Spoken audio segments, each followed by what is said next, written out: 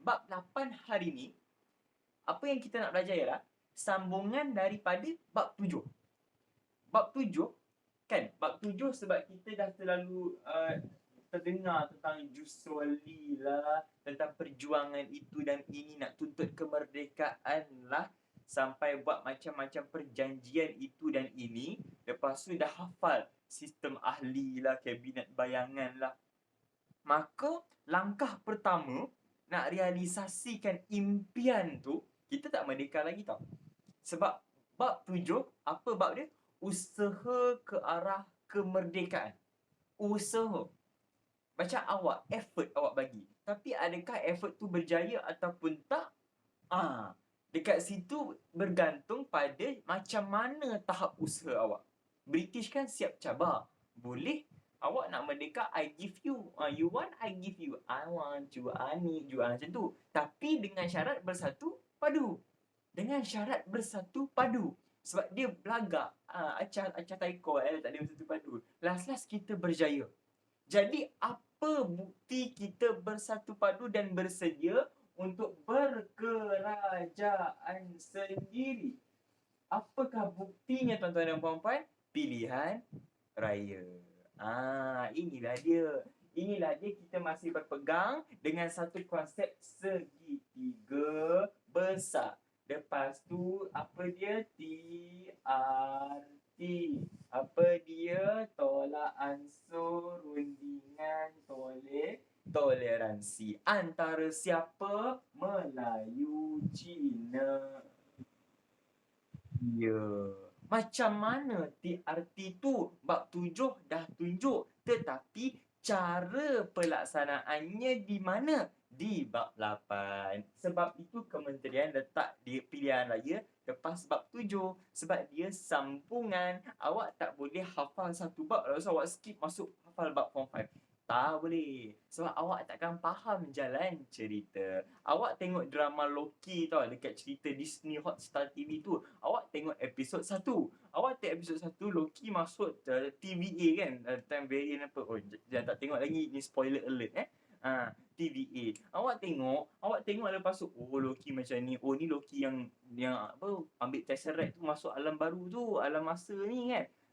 Tapi lepas tu awak tak tengok episod 2, 3, 4. Awak terus tengok episod 5. Tiba-tiba ada 5, 6 Loki. Engkau macam, apa ni? Apa ni Raju? Tak tahu. Sebab awak skip. Awak tidak ikut storyline. And macam biasa, teknik saya macam biasalah. 1, FHC tambah I. 2, PES. PES inilah benda yang paling berharga dalam kehidupan sejarah awak. PES inilah benda paling berharga dalam kehidupan sejarah awak. Jangan tinggal. Guna sentiasa. Sungguh enak dimakan. Begitu saja. Terjadinya. Lepas tu yang ketiga, FHC tambah I. Ada PES. Lepas tu timeline. Penting timeline ni. Kalau awak ikut garis masa, awak senang untuk faham. Maka apa tu pilihan raya sebenarnya?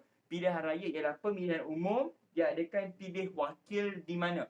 Parlimen, Dewan Undangan Negeri membentuk sebuah kerajaan yang akan mentadbir. Soalan, pemerintah, Dewan Undangan Negeri, Parlimen dipilih oleh siapa? Awak tengok piramid yang masa bab 1 kedaulatan. Dipilih oleh siapa? Hanya dipilih oleh rakyat. Rakyat pilih pemimpin guna konsep pilihan raya.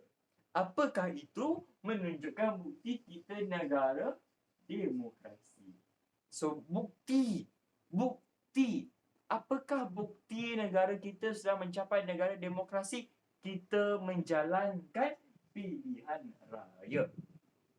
Pilihan bermakna rakyat memilih ketua. Raya bermakna bukan raya Aidilfitri, raya Aidiladha. Tak. Raya bermakna secara besar-besaran. Secara besar-besaran, secara baik, secara kompleks agar semua dapat pilih pemimpin yang terbaik untuk negara. Nampak kat situ. Fahamkan konsep dulu. Fahamkan konsep pilihan raya dulu. So, bila dah ada pilihan raya, adakah dah dapat pemimpin sendiri ni? Contoh, saya pilih Diva AA jadi pemimpin negara saya. Contohlah kan. So Diva AA, why bother contoh. Diva AA dia dah jadi ketua negara kita, adakah kita perlu lagi bergantung dengan negara luar untuk memerintah kita? Perlu ataupun tak? Tak perlu. Maka pilihan raya ialah asas untuk berkerajaan sendiri. Inilah asas dia. Sebab kita nak negara demokrasi. Asas demokrasi kerajaan sendiri. Kerajaan sendiri. Sendiri siapa? Orang tanah Melayu. Pilih macam mana? Pilihan raya. Asas demokrasi untuk berkerajaan sendiri, untuk merdeka. Nampak kaitan dia. Berjela Mat. Itulah dia. So turutan pilihan raya ada turutan. Pertama mesti contoh.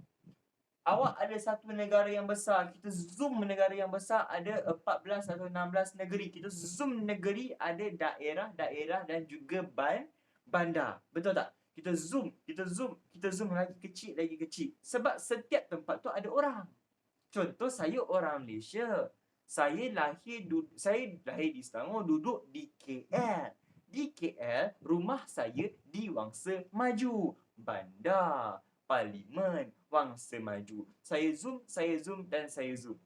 Maka apa langkah terbaik untuk tahu turutan pilihan raya? Terbalikkan zoom tersebut. Sebab orang rakyat dari tempat asal dia memilih. Dari tempat tinggal dia memilih. Saya Wangsa Maju, saya daftar dengan SPR, Suruhanjaya Pilihan Raya kan, contoh. Saya daftar, saya undi dekat Parlimen Wangsa Maju. Contoh kan. Parlimen Wangsa Maju terletak di wilayah Persekutuan Kuala Lumpur, negeri. Wilayah Persekutuan Kuala Lumpur terletak di negara Malaysia. Maka turutan pertama mesti pembandaran. Turutan kedua pilihan raya, saya Wangsa Maju bandar dekat negeri mana? KL, negeri. Dan yang paling besar, negeri saya dalam negara mana? Tanah Melayu, Malaysia, Malaya. Tapi dah ada ke Malaya atau Malaysia masa tu? Belum merdeka pun lagi. Jadi nama dia ialah MPP atau Majlis Perundangan Persekutuan 1955 ini. Maka inilah 3 peringkat pilihan raya. Settle lah dekat situ. So nak buat pilihan raya selaras dengan perjanjian PTM 48. Jom kita throwback PTM 48. Apa janji? Pilihan raya kena buat untuk pilih pemimpin. Bila dah ada pemimpin, contoh kita dah ada Tunku Abdul Rahman, baru boleh mohon kemerdekaan.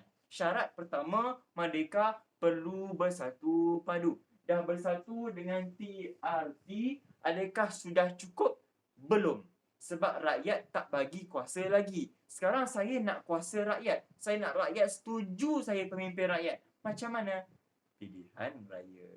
Pilihan raya macam mana? Rakyat setiap bandar kena undi saya pada hari ini. Maka pembandaran. First step. Step kedua. Bandar ini terletak di negeri Kuala Lumpur, di negeri Selangor. Step kedua, settle. Step ketiga, setiap negeri mengundi. Terbentuk perundangan persekutuan MPP. Siap. 3 peringkat. So, Jawatankuasa Pilihan Raya diwujudkan untuk kaji dan buat cadangan. Mesti ada AJK Pilihan Raya, AJK PRU. Nak kaji. Lepas tu Ordinan Pilihan Raya PBT. Ordinan Pilihan Raya PBT. PBT tu pihak berkuasa tempatan untuk kita jalankan first step kita. First step pembandaran. Nak buat kena ada AJK. Orang Tanah Melayu, orang Malaysia sampai sekarang sama je. Ada bencana, ada apa jadi, first step buat apa dik? Bukan first step selesaikan masalah tu. First step buat jawatankuasa. First step buat mesyuarat dulu.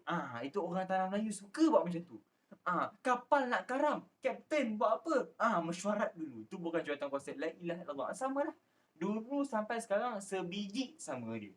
Kan? Okey, dah faham dah dekat situ. So, first step ialah bandar. Masa belum merdeka, bandar mana paling besar? Ada 2. Bandar pertama KL. Betul?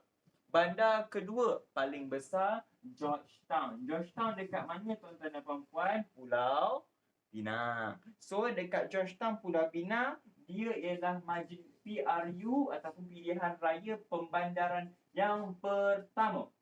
Sebab dia dekat Penang. Logik macam ni. Penang negeri pertama dijajah oleh British.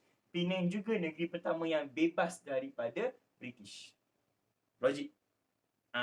Ingat tak dulu yang Sir Francis Drake masuk ke Penang kan? Ingat tak yang dia naik kapal pon sampai Georgetown kan?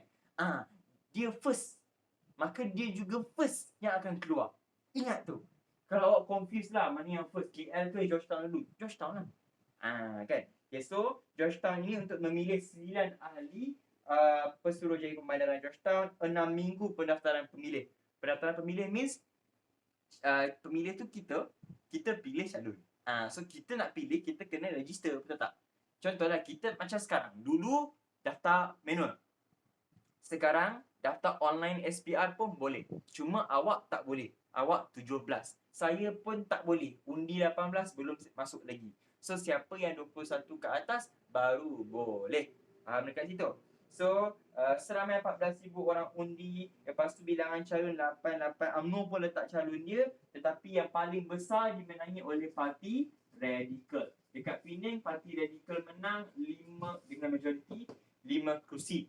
Parti Radikal, kenapa dia menang? Sebab dekat Georgetown ialah kuasa orang bandar. Bila kuasa orang bandar ni, dia nak benda tu cepat. Dia nak cepat merdeka, dia tak nak benda yang lambat-lambat, tak nak dengan cara berunding, tak malas. So terus Parti Radikal yang menang sebab ada manifesto kan. Manifesto kan janji-janji yang kita buat kan. Kalau saya jadi PM hari ni, esok harga minyak turun. Itu manifesto. Tapi tak semestinya aku bagi janji, aku tunaikan. Tak semestinya tau. Selalunya ahli politik macam tu lah. Kan? Dia janji, dia tabur orang. Bagus dia ni. Bila dia dapat apa yang dia nak, kadang-kadang faham sajalah. Boleh? Saya tak nak cakap di sini kan nanti masuk penjara. Okey, sambung. So apa yang jadi? KL pula ni 1951. KL pula diadakan pada bulan 2 1952. Tengok timeline sebab tu aluminium, salah Illuminati. Sambung. So Februari 1952. Tengok timeline tuan-tuan dan puan-puan, saya dah ajar berapa banyak kali. 1948 PTM 48. Betul? 51 sistem ahli. 52 convention kebangsaan, persidangan kebangsaan. Kita belajar bab lepas. Apa jadi dekat dua ni? UMNO dengan MCA jadi best friend. Betul tak? TRT. Betul tak? Segitiga. Bila best friend buat parti nama perikatan. Maka inilah kat KL. Sebab kat KL ramai orang Cayanun Alip. Ramai juga orang Melayunya pun. Maka di sinilah pilihan raya pertama yang menggabungkan UMNO dan juga MCA. Parti Melayu dan juga Parti Cina. UMNO bahagian KL, MCA bahagian Selangor. So buat perikatan. Lepas tu rebut 12 kerusi Majlis Perbandaran KL. Dulu Majlis Perbandaran, sekarang dah di BKL. So lepas siap KL, baru bandar-bandar lain. Johor lah, Seremban lah dan sewaktu dengannya. Kan? So apa yang terjadi ialah banyaklah parti yang masuk. Yang menang ialah Parti Perikatan. Kenapa dia orang menang, dik? Manifesto mereka nak kemerdekaan. Apa-apa pun nak kemerdekaan. I would. Tapi dia bawa usul kemerdekaan adakah dengan pertumpahan darah? Tidak. Dia guna konsep TRT. Toleransi tolak ansur dan melalui rundingan. Sebab itulah janji British. So kita orang Melayu, kita tak capati janji kita tepati janji. Boleh faham dekat situ. Maka first step pemandaran selesai. Second step negeri. Bila negeri pula diadakan pada 1954. 54, adakah Parti Perikatan sudah ditubuhkan? Sudah. Maka siapa yang masuk? UMNO campur MCA. So daripada 268 kerusi, dia menang 226 kerusi. Ini sudah menunjukkan majoriti 2/3. Bila dalam politik, 2/3 bermakna majoriti penuh. Okay, majoriti yang mantap lah. Kalau majoriti mudah lain tau. Majoriti mudah kan, contoh 100 orang, awak bagi 2, 50, 50. Betul? Itu separuh-separuh. Majoriti mudah, sebelah pihak dapat 51, yang sebelah dapat 49. Awak lebih satu undi, cukup. Itu mudah. Tapi untuk awak ubah perlembagaan, tak boleh majoriti mudah. Mesti 2/3. Contoh, kalau parti awak menang, awak dapat 51 kerusi, yang pembangkang dapat 49, awak nak pindah perlembagaan ni, awak nak ubah-ubah perlembagaan kan, nanti awak belajar dekat form 5 kan, form 5 bab 2 kan, pasal perlembagaan benda-benda pelik ni lah, kan korang kata banyak hafal lah, pening piau kepala kan. So, apa yang jadi ialah, saya kena pujuk pembangkang untuk sokong saya. Masa sesi pujuk memujuk itulah datanglah keluar duit, bawa keluar, Anas bagi 5,000, bagi projek untuk awak sokonglah saya. Itu benda-benda tu pun dah terjadi sebab nakkan sokongan pihak pembangkang. Jadi dekat sini dapat macam tak nak cakap lah kan. Mungkin ramai juga yang ahli politik buat jujur. Yang pujuk, ada cara dia pujuk kan. Ada yang buat kerja tak clean, ada yang buat kerja tak clean tapi dia boleh cover. Ada yang buat kerja tak clean, tak erti cover. Akhirnya spoil, skandal, macam tu kan. Benda-benda like that lah. Okay, so boleh faham kat situ So, dia menang. So, dia akhirnya rakyat mula sedar tentang demokrasi. First step, second step. Step terakhir yang ketiga, saya orang KL, saya dalam negara mana, Malaysia ataupun tanah Melayu, maka inilah MPP. So, ini PRU yang pertama. Pilihan Raya Umum satu negara. Kalau macam ni, yang tadi pilihan raya negeri yang menang tu 226 daripada 268, dia macam sekarang ni punya pilihan raya majlis Dewan Undangan Negeri. Nak pilih adun-adun. Contoh. Tapi sekarang bila PRU, saya nak pilih siapa ahli parlimen. Nak jadi wakil rakyat.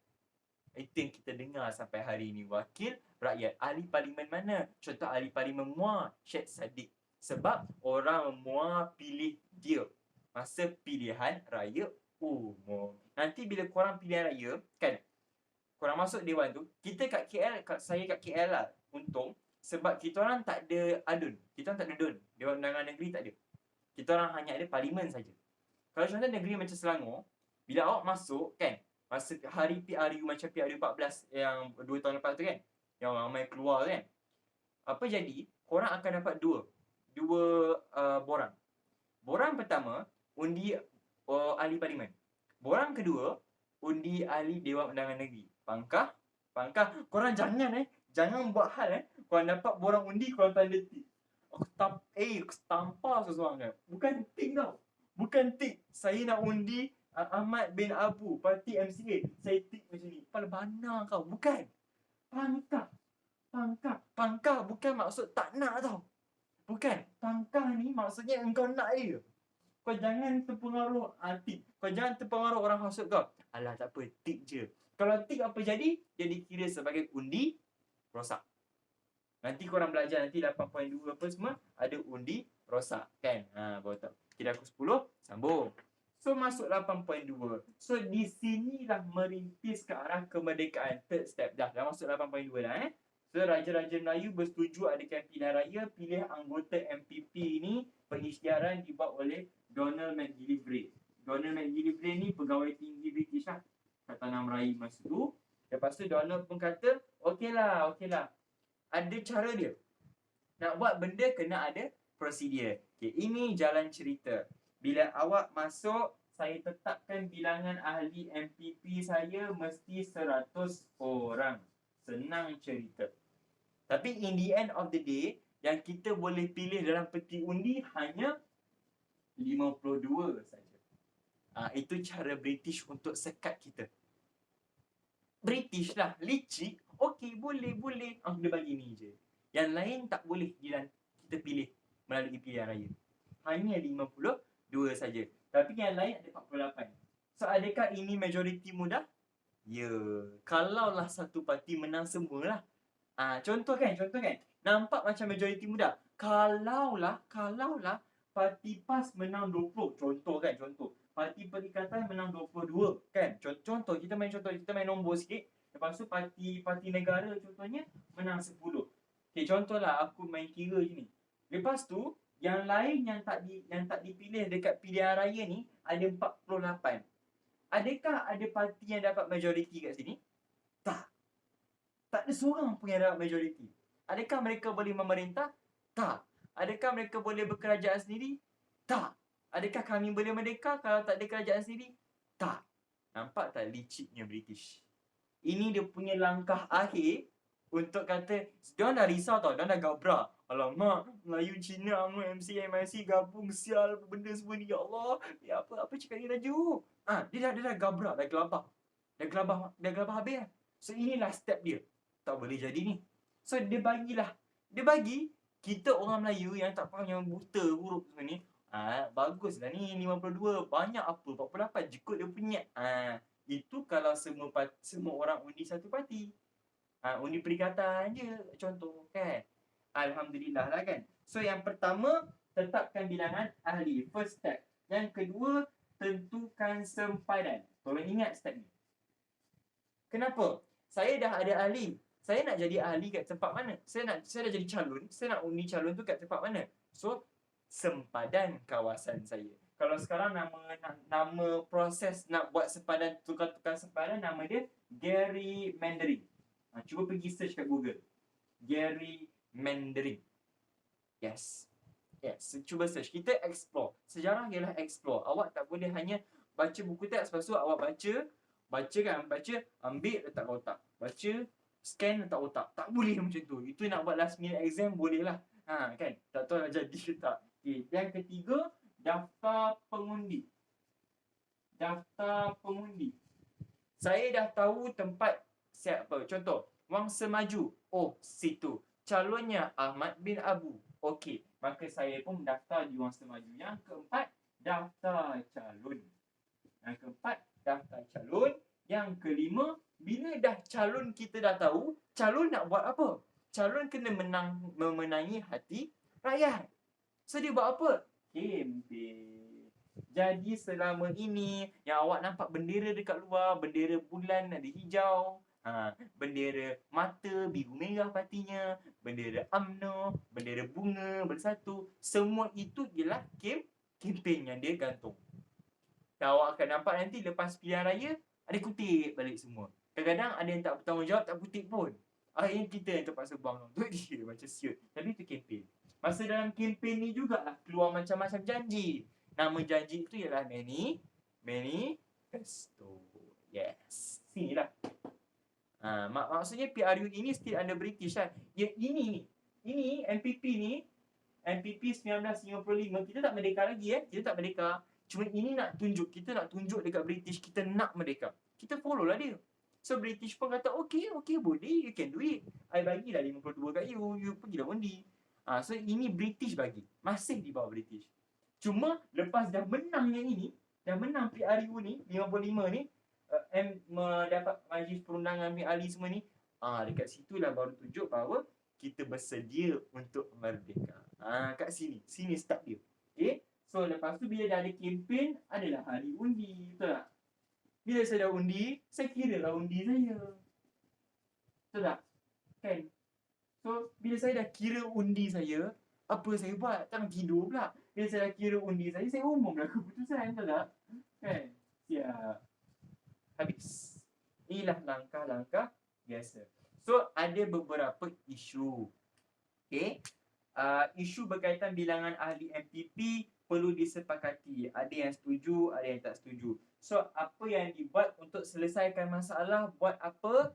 Jawatan kuasa. Nak selesaikan masalah kat Malaysia buat apa? Buat jawatan kuasa. Kita buat apa? Kita bincang dulu. Orang Malaysia macam tu.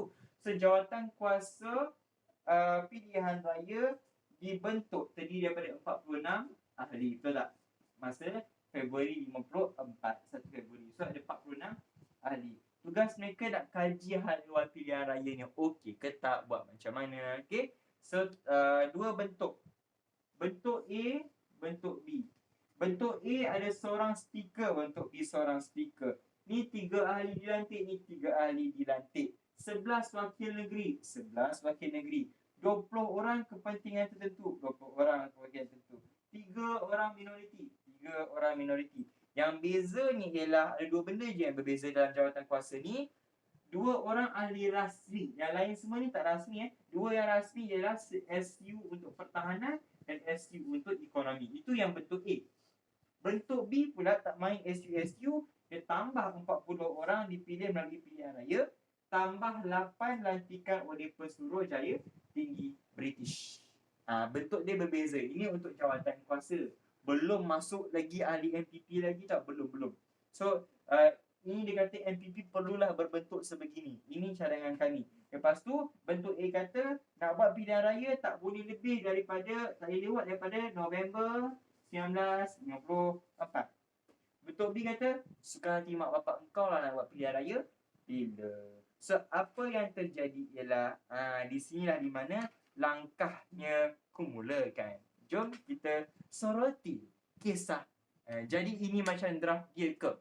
Ini ialah draft untuk MPP. Berapa ramai jadi apa? Berapa ramai jadi ahli apa? Kat sini. Ada bentuk A, bentuk B. Nak tahulah mana yang diterima So, nak tahu yang mana diterima, kita masuklah ke dalam satu pilihan raya iaitu pilihan raya MPP 1955. Ready? Jom kita tengok cerita dia. Dah pukul 10 lah. Sempat tak ni 2 bab ni? Macam tak sempat kan? Entahlah dik. Aku pun tak tahu. So, proses kalau tak sempat, tak apa. Sama minggu depan. Kita cuba. Proses pilihan raya Majlis Perundangan Persekutuan 55. Langkah pertama. Okay. Langkah pertama, sebelum kita start semua benda ini, kita masih bawah British. Kita tak boleh main buat suka hati tau. Sebab kita masih dijajah. Tapi kita mengada nak merdeka. Jadi kita kena minta izin. Awak nak masuk rumah, awak contohlah kan, awak sewa rumah daripada penyewa. Sekarang awak nak beli rumah tu jadi milik awak balik. Awak boleh tak halau orang yang bagi awak sewa tu keluar, lepas tu awak terus ambil rumah tu tanpa secara paksa? Tak boleh kan? Awak kena bagi tahu dia dulu So itulah yang Tunku buat. So Tunku Abdul Rahman bersama-sama dengan siapa? Okay, ini first step. Tunku Abdul Rahman dengan Tun Razak. Dengan siapa lagi? Tun Tan Chien Lock. Hafal tak hafal semua? 2 nama, 3 nama cukup. Dia pergi ke London. Sebab apa? Pejabat tanah jajahan berada di London. Kita masih berada di bawah jajahan British. So tujuan rombongan meminta 3/5 bilangan MPP dipilih melalui pilihan raya. Korang pun pelik. Apa benda ni? 3/5 means 60%. Betul tak? Kalau guru kalkulator kan, 3/5 means 60%. Kan? Apa signifikannya benda ni, tuan-tuan dan puan-puan? Kenapa Tunku pergi minta 3/5%? Macam tadi bila kita buat macam tu, kita buat perkiraan tadi, yang saya kata 2/3 tadi. Kalau saya nak buat keputusan dalam parlimen, dalam majlis perundangan, saya perlukan majoriti mudah. Betul? Kalau saya dapat 50% je, saya dapat, contohlah, saya dapat 2/5 je daripada ahli MPP yang saya pilih dari pilihan raya, yang lain British je yang lantik, nanti saya keluarkan usul. Saya nak merdeka. Korang rasa korang dapat majoriti tak nak jadikan Malaysia Tanah Melayu ni merdeka? Tak. Sebab majoritinya orang yang dilantik oleh British, bukannya yang pilihan raya rakyat sendiri pilih. Itu sebab Tunku sanggup pergi sana. Dia pergi, dia minta 3/5. So bila 3/5 sama dengan 60%, so nanti dekat MPP tu dah ada majoriti yang besar. Jadi kalau lah dia bawa usul, contoh dia bawa usul, okey lah, dekat MPP tu, saya nak merdeka, Tanah Melayu nak merdeka. Contohlah, parti kerajaan semua masa tu parti perikatan. Contoh, satu parti bersatu padu rakyat. Kan? Kami bersetuju. Akhirnya yang bersetuju tu dapat 60%. Korang tak payah kisah lah pegawai yang dilantik oleh British yang bukan daripada pilihan raya tu. Sebab dah ada majoriti, terus merdeka. So ini adalah gamble. gamble terbesar tunku dan juga pejuang kemerdekaan kita. Kita sekarang nak merdeka dah tak guna mata pedang atau pistol atau senapang dah sekarang. Kita guna otak. Otak, lidah. Di sini. Nampak bijaknya Tunku and the gang. Minta 60%. Nampak remeh. Tapi kan. So tujuan rombongan minta 3/5. Dan Tunku jumpalah dengan ahli parlimen dari parti-parti kat British tu. Parti Liberal, Parti Konservatif, Parti itu, Parti ini dia jumpa. Lepas tu dengan bantuan Lord Ogmore. Lord Ogmore di London. Lepas tu buat kenyataan. So step kedua, dia berunding dengan Oliver Littleton. Oliver Littleton. Tak ingat nama, ingat Little. Ingat Littleton, dia melittle-littlekan Tunku Abdul Rahman di London. Dia memperkecilkan Tunku Abdul Rahman di London. Dia buat apa, dik? Dia buat apa? Dia ni setiausaha tanah jajahan. SU tanah jajahan British di London. Dia lah yang Tunku nak jumpa untuk minta benda ni. So Littleton, dia memperkecilkan Tunku. Dia reject Tunku punya usul nak 3/5. Tapi bila reject, awak hero, biasa tak awak tu cerita hero Tamil? Hero biasa kalah dulu kan? Hero biasa kalah dulu kan?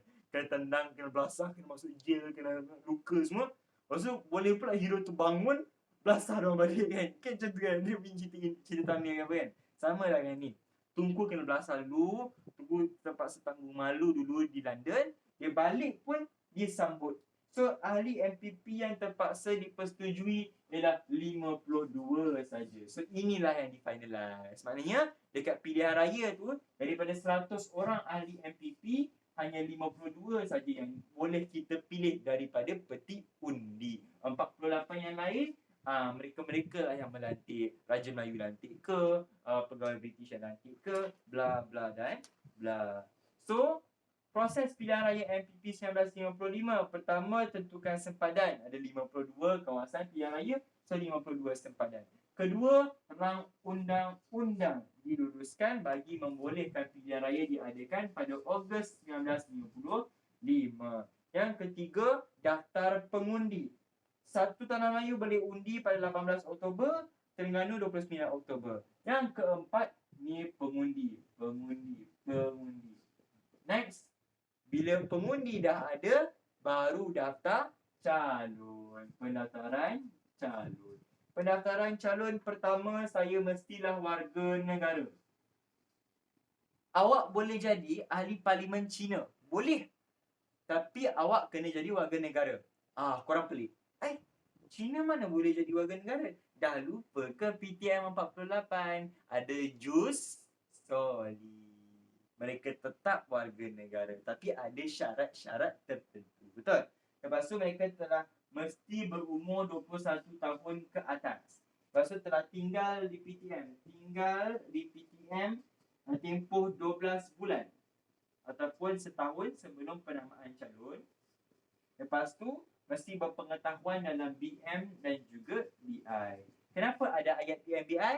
Nak lahirkan ahli parlimen yang pandai bercakap dan intelektual. Lepas tu, bila dah ada calon, buat apa calon? Macam saya ulang step tadi. Calon menang hati rakyat, buat kempen.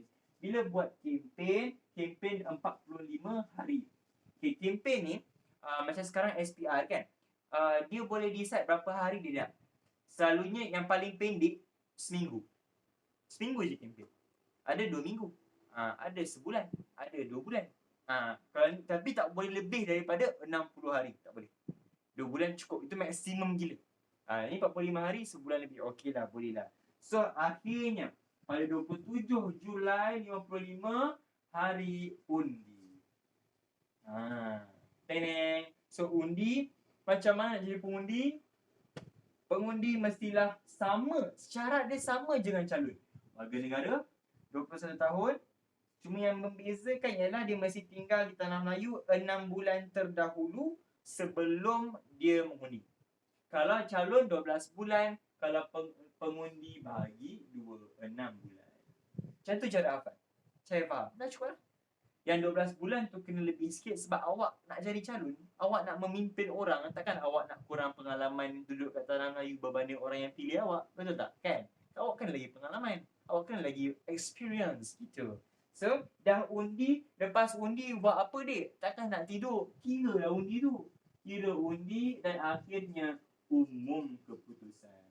So, bila umum keputusan, so awak nampak peringkat-peringkat undi kan? Benda ini sebiji sama macam hari ini. First keluar SPR akan keluarkan RIT. Ini info sejarah, beritahu kat buku teks. RIT ataupun surat kuasa. Lepas tu penamaan calon. Ini zaman moden. First RIT, 2 penamaan calon, ketiga kempen, keempat undi, kelima kira undi, keenam umum. Selalunya undi kita sampai pukul 5 petang saja. Tanya mak bapak awak. Betul?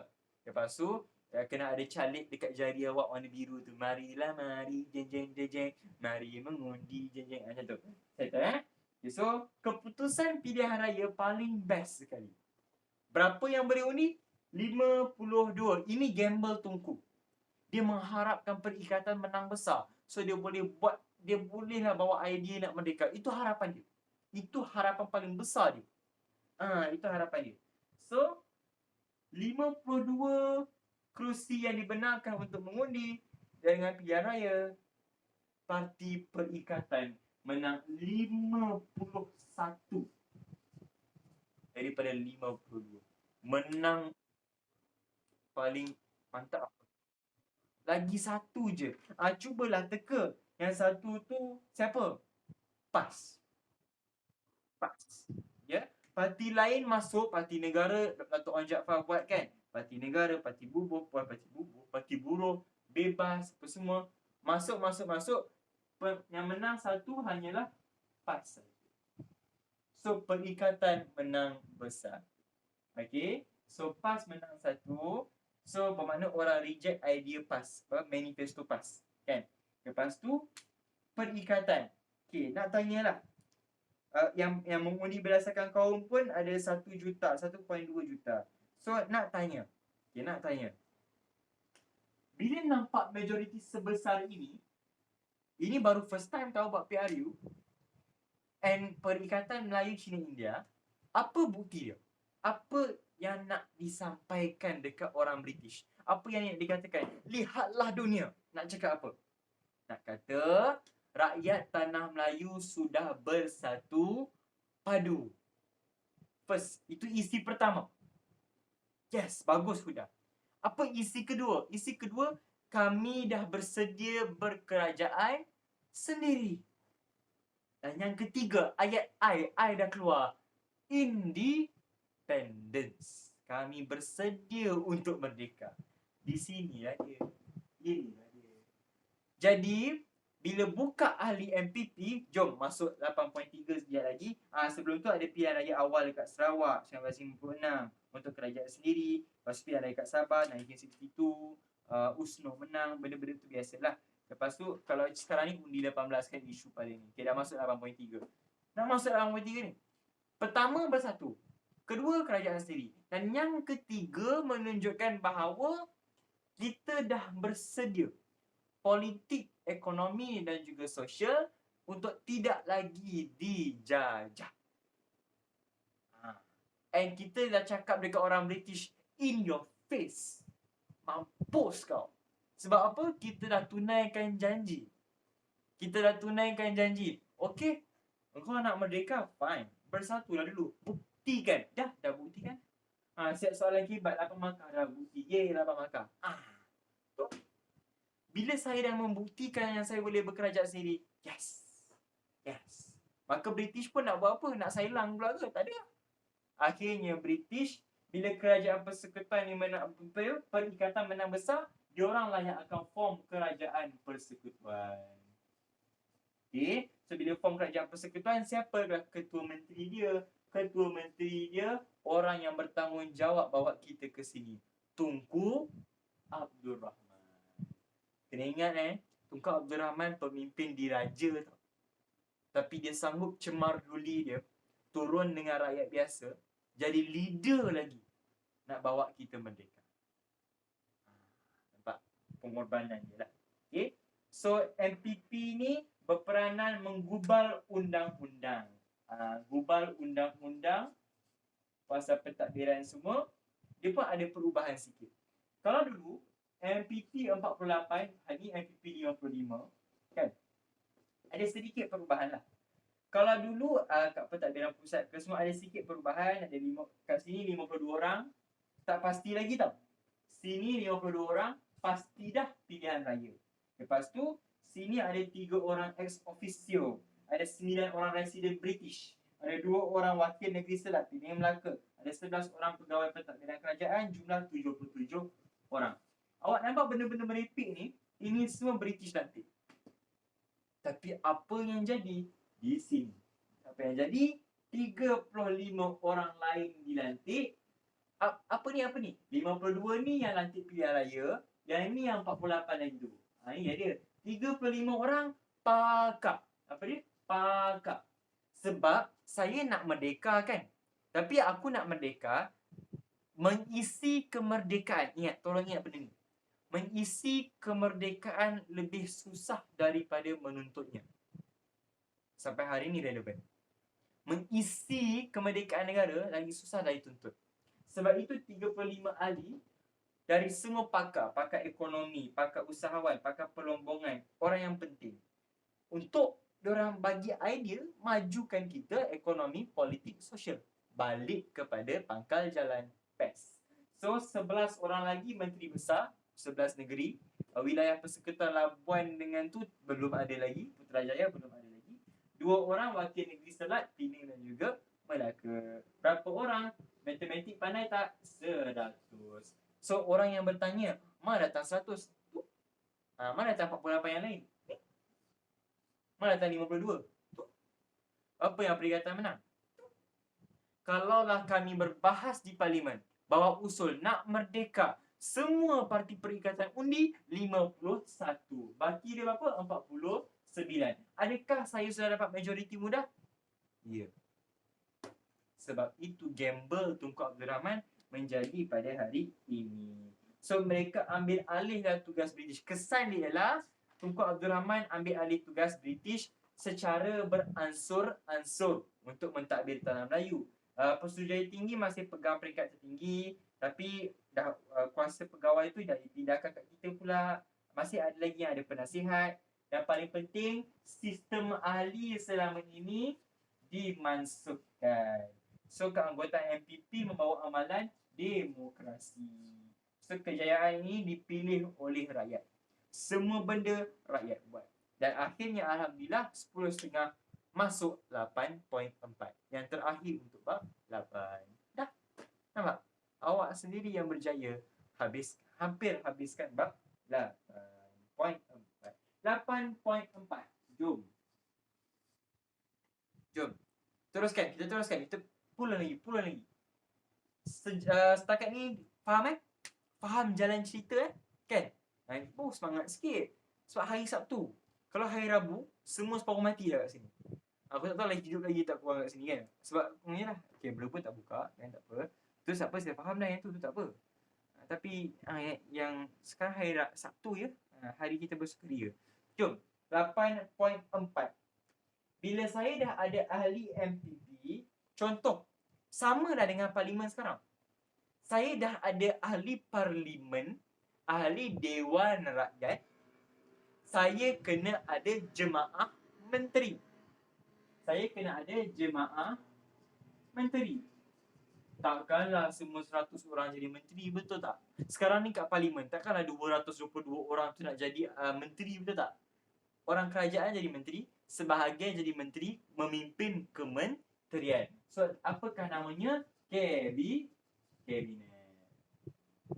Kabinet ini macam badan. Jadi maksudnya MPP 1955 tu dia tambah orang lah. Tak, dia tak tambah orang. Daripada 48. Daripada 1948. Ya. Perubahan dia salah satunya, sorry sudah. Betul lah. Dia tambah ahli lah. Ni 77, ni 100. Tapi lihatlah pemberatan tambah ahli dia dekat mana? Dekat 48 ni. Dekat pakar-pakar dah banyak. Yang wakil-wakil mengipik ni tak ada dah. Kan? Yang 11 ni menteri besar setiap negeri, betul tak? Gitu. Faham So kabinet pertama dia dah ni berperanan ke arah kerajaan sendiri. Ketua Menteri Tunku Abdul Rahman dia buat kabinet dia sendiri. So dia buat 10 saja menteri. Okay? Tapi masih ada 3 orang British. Kenapa dia kena menyebut Soalan. Dah merdeka ke belum? Belum. Kena terima lah dia orang. Macam awak lah. Awak dah bayar sewa habis. Sekarang awak nak beli rumah dari dia. Tapi deal tak habis lagi. Awak boleh tolak dia keluar dari rumah, Ustaz? Tak boleh. Sebab hak dia ada kat situ lagi. Sekarang nak tolak. Jom kita syuh-syuh-syuhkan dia. Nak syuh-syuh kan. Macam awak lah. Nak halau kucing awak. Kucing awak kacau awak. Awak tak boleh main tarik dia campak. Tak boleh. Ambil. Usap-usap sikit. Baru dia belahkan dia dengan sendirinya. Sama dah dengan yang ni kan. So mesti ada 3 pegawai British yang memegang portfolio setiausaha, kewangan, ekonomi, pertahanan. Nampak something tak?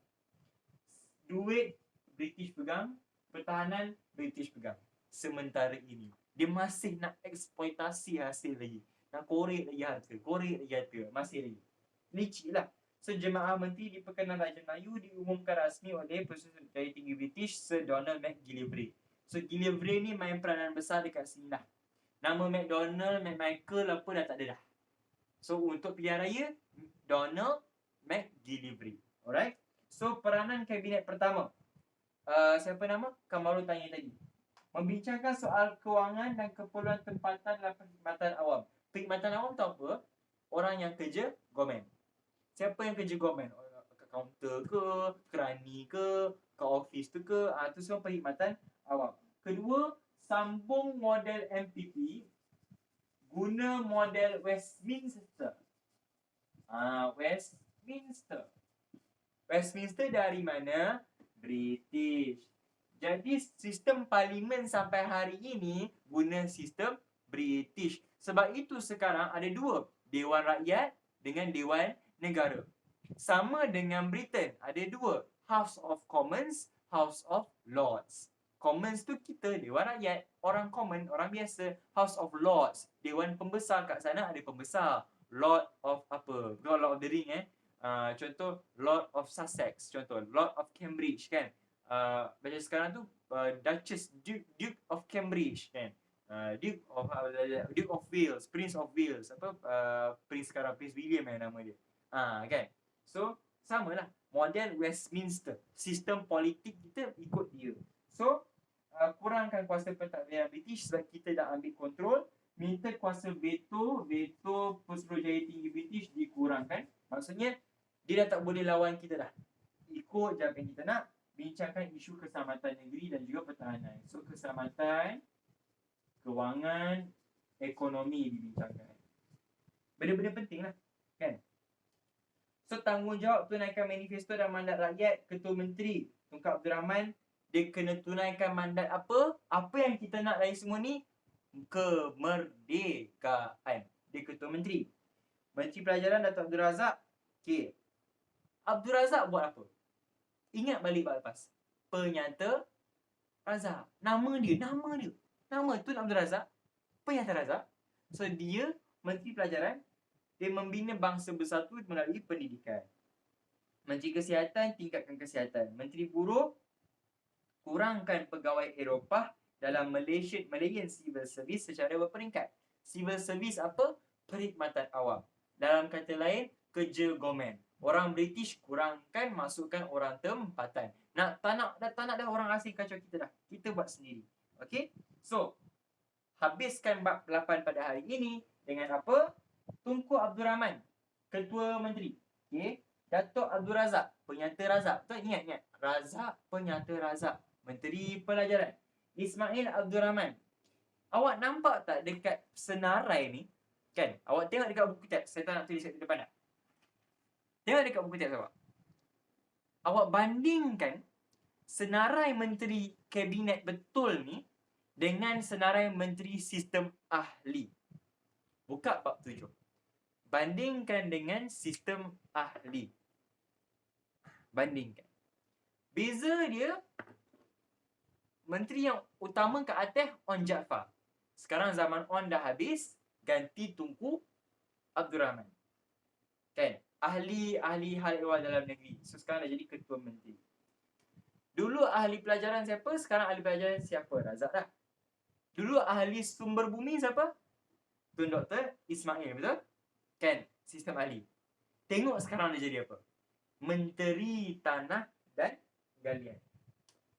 Dulu menteri pengangkutan siapa? Ahli pengangkutan siapa? H.S. Lee. Sekarang menteri pengangkutan siapa? H.S. Lee. Saya ambil sikit je. Menunjukkan apa? Sistem ahli hari itu kabinet bayangan. Hari ini, inilah kabinet real. So, benda yang kita planning awal-awal, draft awal-awal sistem ahli, direalisasikan di sini.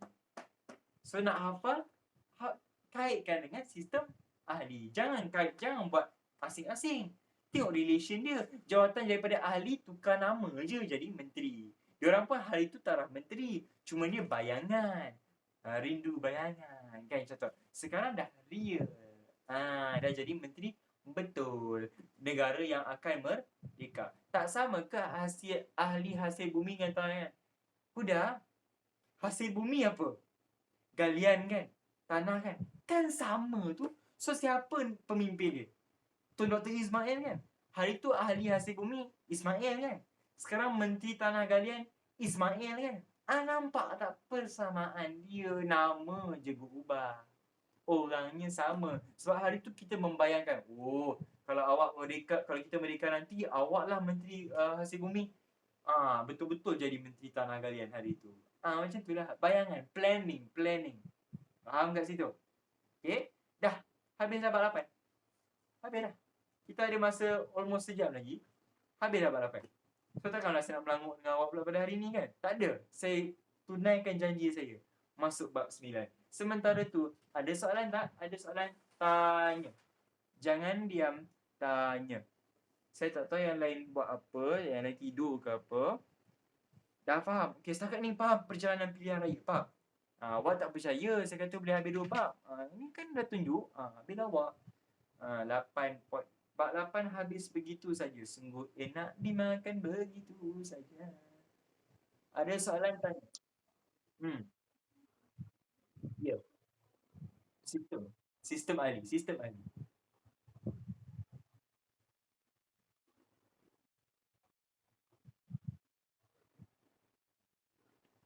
Ya. Bayangkan sistem ahli planning sebelum jadi kerajaan. Sekarang kerajaan dah real, dia ambil plan tu, dia tambah baik. Tapi benda yang sama. Dulu ahli tukar nama jadi menteri. Gitu. Dah jadi betul-betul. Dah real. Contohlah macam awak budak-budak. Apa cita-cita awak? Saya nak jadi jutawan. Saya nak jadi doktor, cikgu. Saya nak jadi isteri Tan Sri. Besar nanti dah jadi tu. Apa betul? Sebetul-betulnya. Okay, jap. Okay. Saya nak jawab soalan dulu sebelum kita sambung bab 9. Jangan risau. Bab 9 tak habis hari ni, tak apa. Minggu depan habiskan bab 9, boleh. Sambung bab 10, habiskan, boleh. Jangan risau. Okay. Jap, MIC join tak parti Perikatan? Join? Cuma yang kita nampak dominan ialah UMNO dengan MCA kan? MIC macam tak nampak sangat kan? Cuba tengok dekat kabinet awak. Tun V.S. Sambatan. Nampak tak? Dia menteri buruh kan? Macam mana nak ingat dia menteri apa? V.S. Sambatan orang India. Orang India kerja mana? Estate getah. Estate getah sebagai apa? Buruh. Dia menteri buruh. Nampak? Macam tu je. Kaitkan personality, awak dapat dah jadi menteri apa. Nak jawab soalan Nik Sarah, dia join. Cuma tak nampak dominan.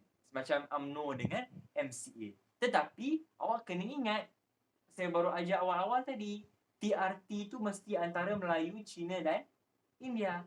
Kalau tak ada MIC, UMNO, MCA, Melayu, Cina, India pergi lah mana? Tak ada kan? Tak boleh. Macam tu.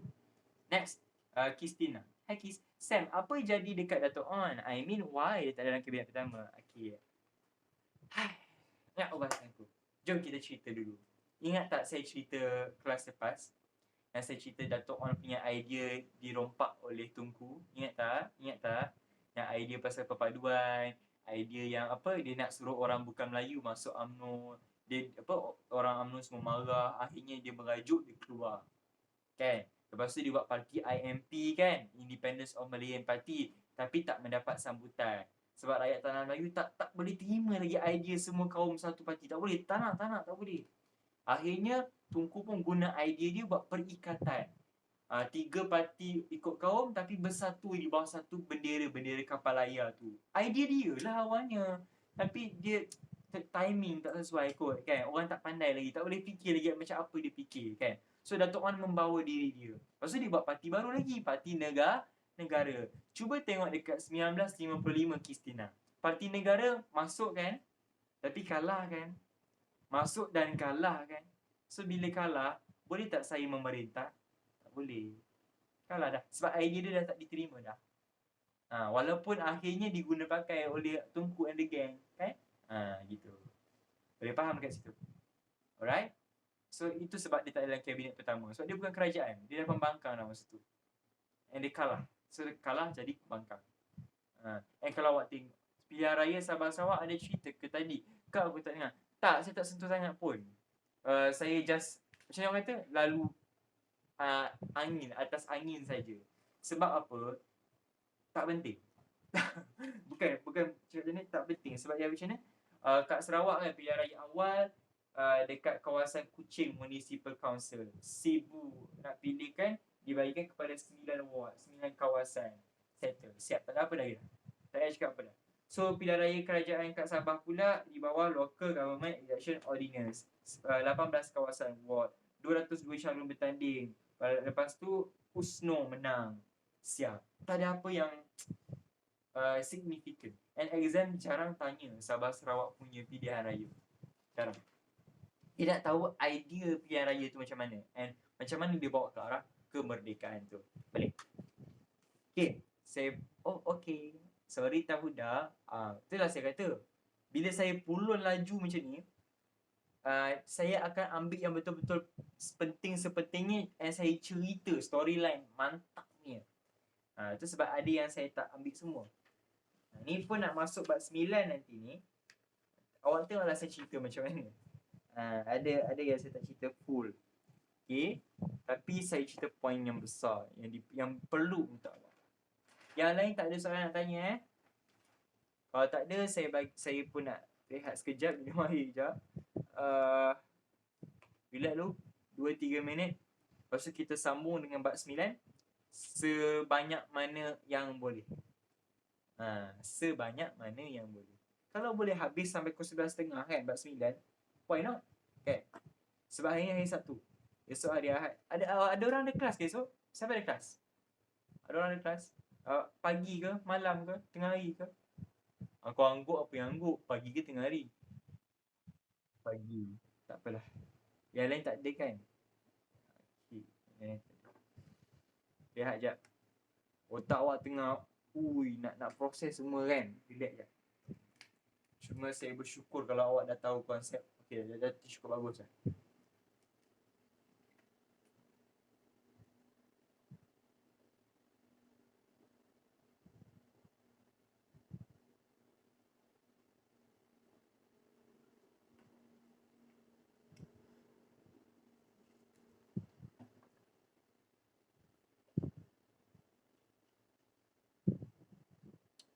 Macam mana PDPR okey? Ada kerja banyak ke? Banyak tak siap ke? Stres ke? Macam mana? Story lah. Kan?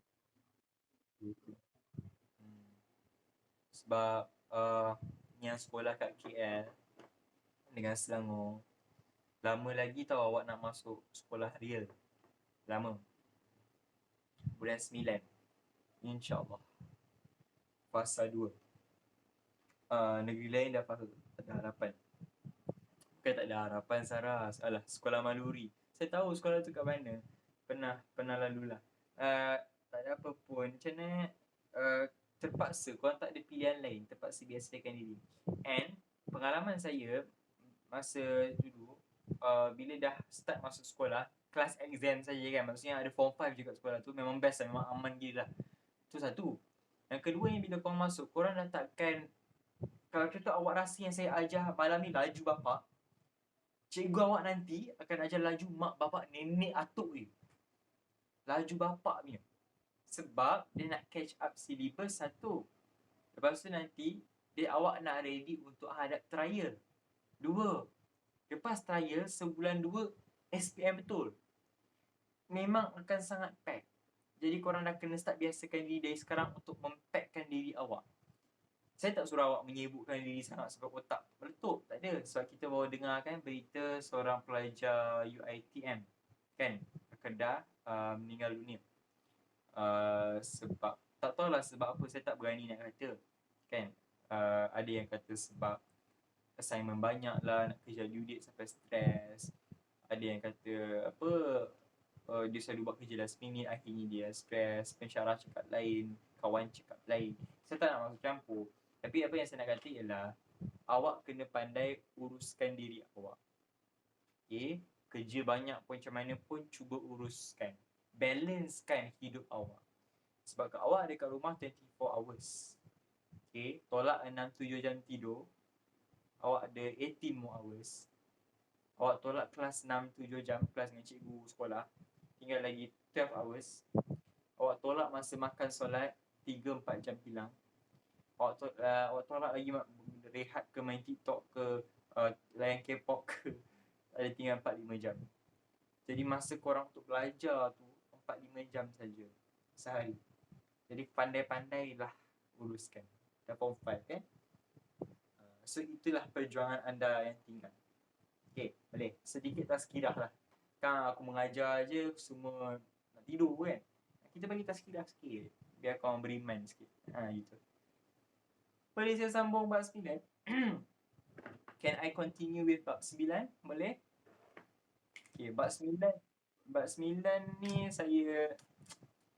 saya more to bercerita.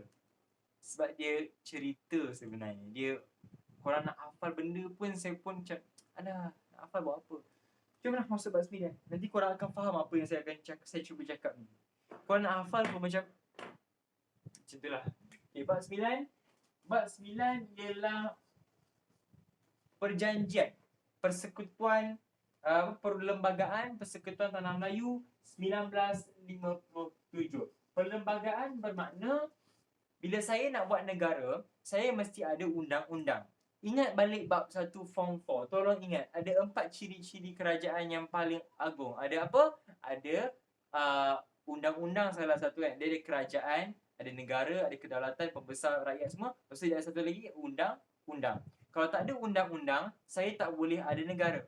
Kalau tak ada undang-undang, rakyat kacau bilau. Macam biasalah, soalan kebat kan. Apa akan terjadi jika tak ada undang-undang dalam negara? Ada pernah keluar soalan tu? Jawab dengan cara PES. Politik kacau bilau apa semua. Ekonomi jatuh merudum, rakyat susah apa bla bla. Sosial, masyarakat huru-hara bergaduh dan sebab dengannya. Sebab tak ada undang-undang, kadar jenayah meningkat, rasa tak selamat, pelabur tak nak masuk negara kita. Nampak? Jawapan tak stop tau untuk soalan kebat dan struktur. Bermakna jawapan seperti seekor burung. Saya pernah ajar kan? Okay, so sama je dengan PTN 57 ni. Kita dah belajar PTN 48, sekarang PTN 57. Pertama ialah usaha rundingan kemerdekaan. Rundingan merdeka antara siapa? Parti Perikatan Kerajaan baru menang kan? Baru menang. Kenalah tunaikan manifesto. Manifesto kata saya nak merdeka before 31st August. So tunaikanlah manifesto tu. So dia buat rundingan. Kenapa rundingan? Kenapa kau tak tembak je pegawai British tu? Ingat, kita merdeka tanpa pertumpahan darah. Lepas tu TRT.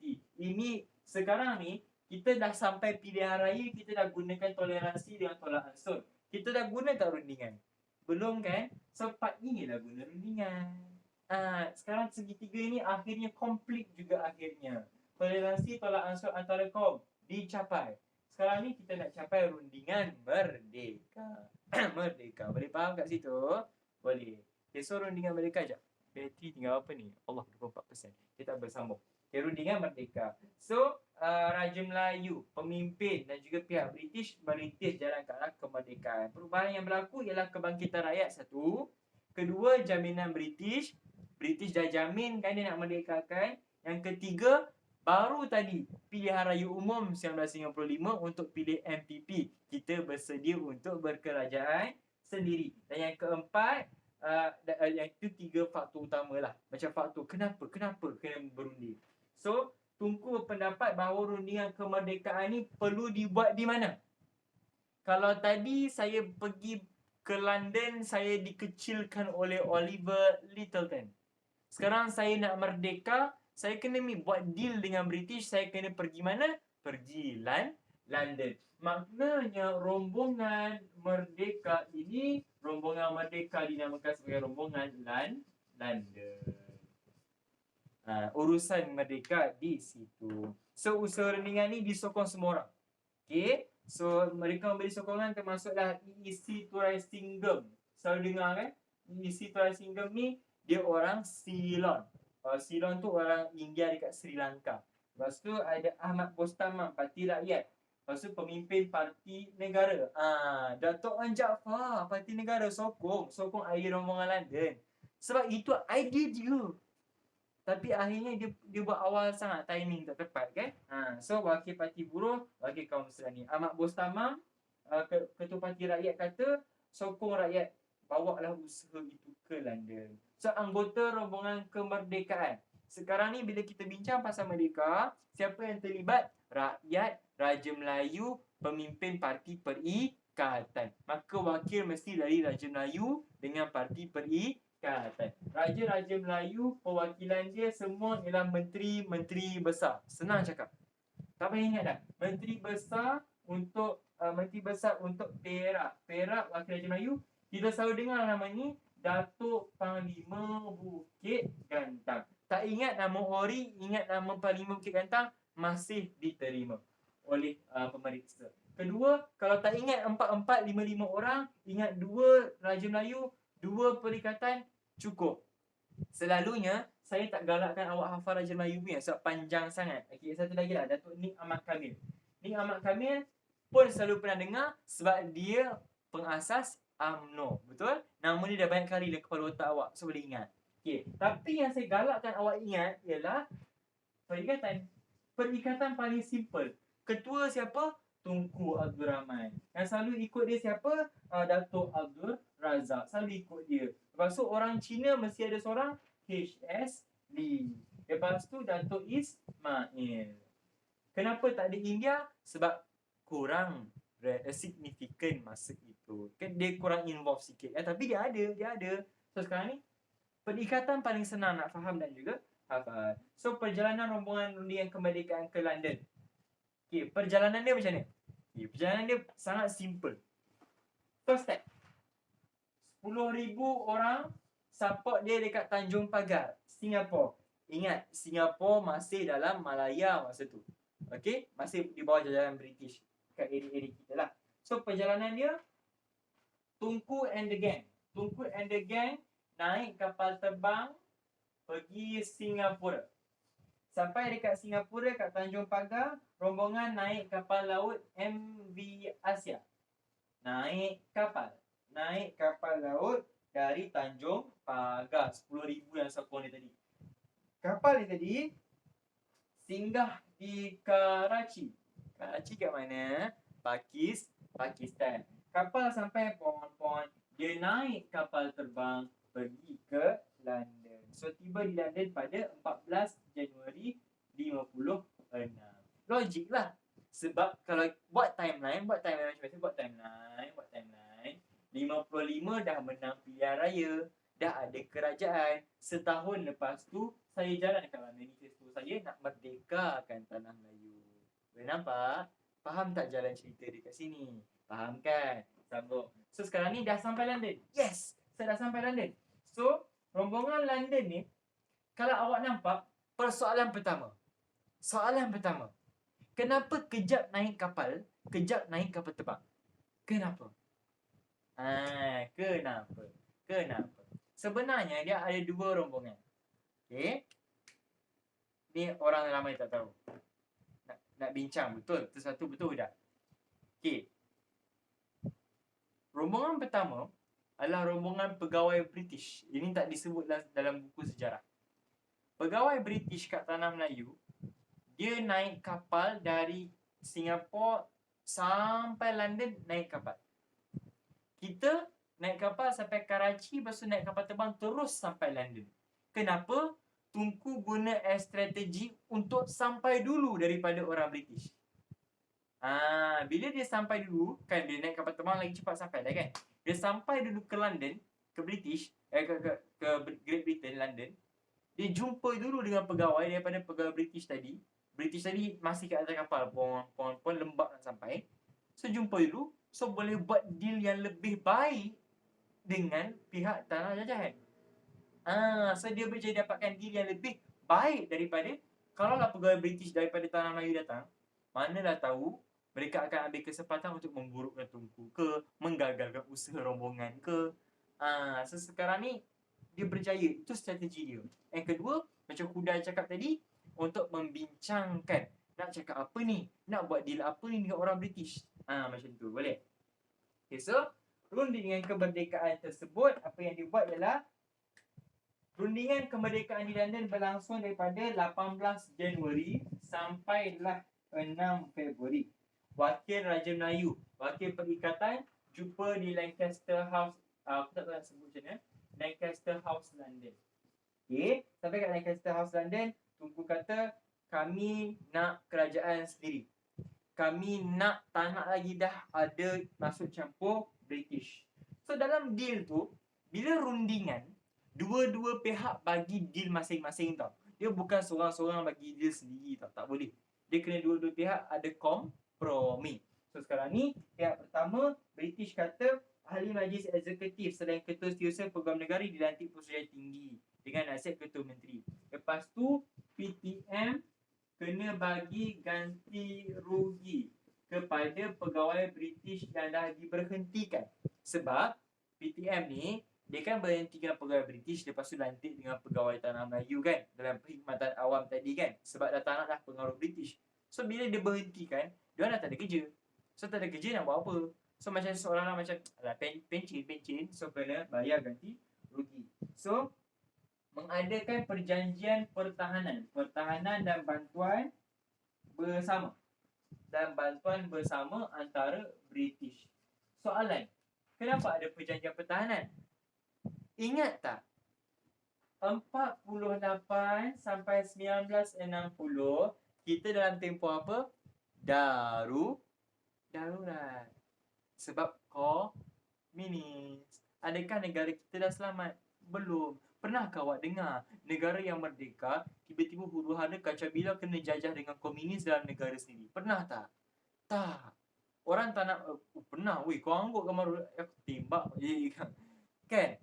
So tak naklah nama kita tercemar. Kita tak mampu lawan komunis. Kita belum ada tentera sendiri kan? Baru nak bina negara ni, tentera sendiri tak ada. So minta tolong British lah. Kita buat deal. Okay, kalau minta tolong British pun minta lah apa yang dia nak. Ini namanya rundingan. Ada tak pertumpahan darah?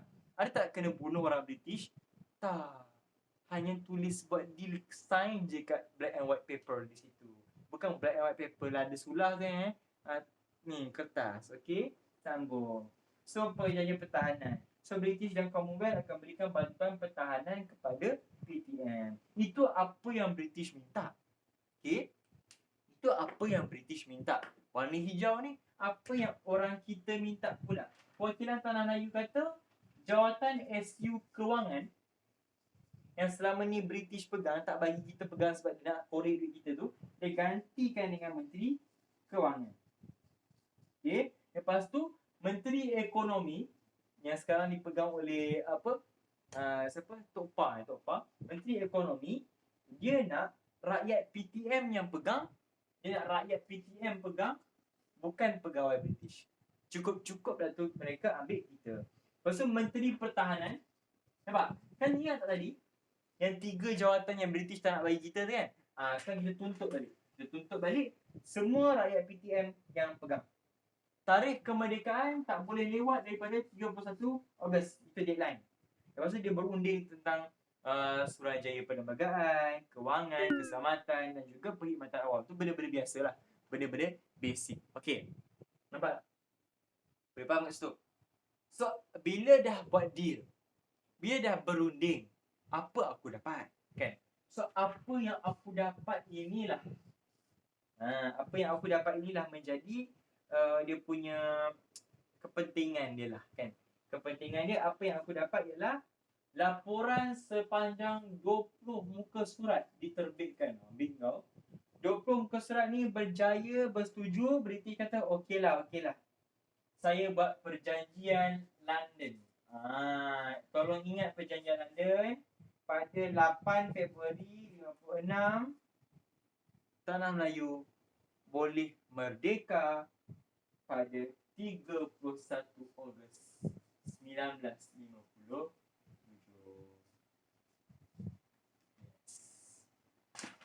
Dekat sini. Okay. Sebab apa? Kita dah bagi deal tadi. Kami nak merdeka paling lambat 31 Ogos. So British pun okay, deadline 31 Ogos, awak merdeka 31 Ogos. Kau dah bagi deadline kan? Kita ikut deadline. Tu. Okay. So ada satu lagi, Suruhanjaya untuk merangka perlembagaan akan dirangka. Boleh. So bila kita ada berita good news, adakah kita akan sorok? Tak. Ini satu kejayaan yang sangat besar tau. So apa yang buat 20 Februari Tunku Abdul Rahman pun balik, rombongan semua tu baliklah ke Melaka. Semua berarak ke Bandar Hilir, Melaka. Berapa ramai yang datang naik bas kereta semua? 100,000. Dah dengar dah kat radio, TV semua dah dengar dah. Oh, Tunku nak balik. Tunku is coming home. It's coming home. It's coming home. Kan? Tunku nak balik. So, apa yang dia buat? 100,000 datang support. Berkumpul dengan pengumuman tarikh kemerdekaan. Tunku memaklumkan depan 100,000 orang, kita akan merdeka 31 Ogos 1957. Dan dilaungkan merdeka. Buat pertama kali dalam sejarah kita, di Bandar Hilir Melaka, merdeka dilaungkan sebanyak 7 kali. Mentega. Itu. Kan? Yang lagu BTS, Smooth like mentega. Smooth like mentega. Lagu tu lah, mentega, kan? So, 7 kali dilaungkan merdeka. Tahniah, awak dah habis 9.1. Dah siap. Senang kan? Tak susah mana kan? Kan dah kata? Okay, dah pukul 11 dah. Setengah jam lagi. Kita sempat sampai mana ni? Sampai 4 sempat tak? Entahlah, siapa tak tahu. Okay, so okay, jom 9.2. Lalat lagi tak? Boleh sambung lagi tak? Boleh kan? Alah, kita pulun malam ni je. Tolonglah, janganlah awak mengecewakan saya. Kan? 9.2. Peranan Suruhanjaya Perlembagaan Persekutuan Tanah Melayu. Saya pernah cakap, Suruhanjaya untuk merangka perlembagaan kita namanya Suruhanjaya Red. Ingat tak? Ingat kan? Red nama orang putih. Selalunya orang ambil nama orang putih sebab pengerusi dia, ketua dia orang putih. Laporan Barnes, siapa yang buat? Barnes orang putih. Suruhanjaya Kobok, siapa ketua pegawai dia? Lord Kobok. Suruhanjaya Red, siapa ketua dia? Lord William Red. Dah, macam tu je. Kalau awak nampak nama orang putih, rancangan Briggs, siapa pengarah operasi dia? Sir Harold Rawdon Briggs. Orang putih. Nama orang putih, ketua dia pun orang putih. Boleh? Okay, so sekarang ni Suruhanjaya Perlembagaan Persekutuan Tanah Melayu, Suruhanjaya Red dibentuk. Sebab dekat perjanjian London tadi dah buat deal tadi akan buat Suruhanjaya untuk perlembagaan. Kan? Dah buat deal tadi kan? So, okey, saya tubuhkan Suruhanjaya Red, memulakan tugas pada Jun 1956. Siapakah anggota dia? Kalau awak tak ingat anggota dia, awak ingat satu. Awak dah dapat dari nama dia dah. Lord William Red.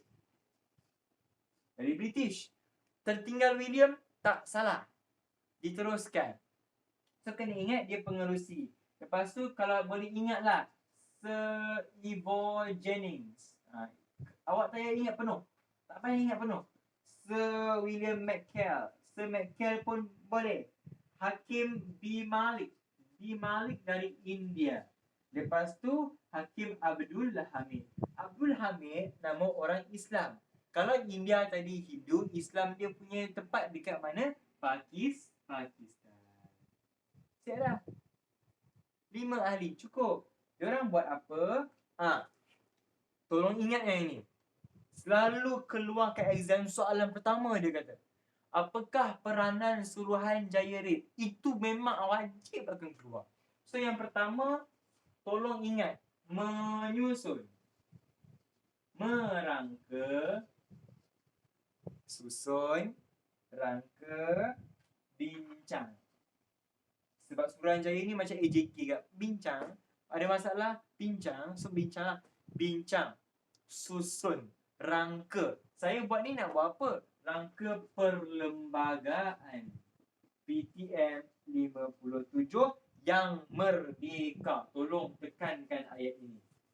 Selalu maka akan ditolak satu sebab kita tertinggal merdeka. Sebab negara yang tak merdeka tak payah perlembagaan. Faham? Hanya negara merdeka, berdaulat, bab 1, ingat bab 1, diiktiraf, kena ada undang-undang baru sah perlembagaan. Perlembagaan ni bermakna undang-undang tertinggi. Itu kat form 5 ada. Betul? Okay. So awak kena jadi sebuah negara dulu, merdeka dulu, baru sahlah undang-undang awak. Itu sebab PTM yang merdeka. Jangan tinggal ayat tu. Balik. So apa dia orang buat? Dia periksa aturan perlembagaan, bagi cadangan. Lepas tu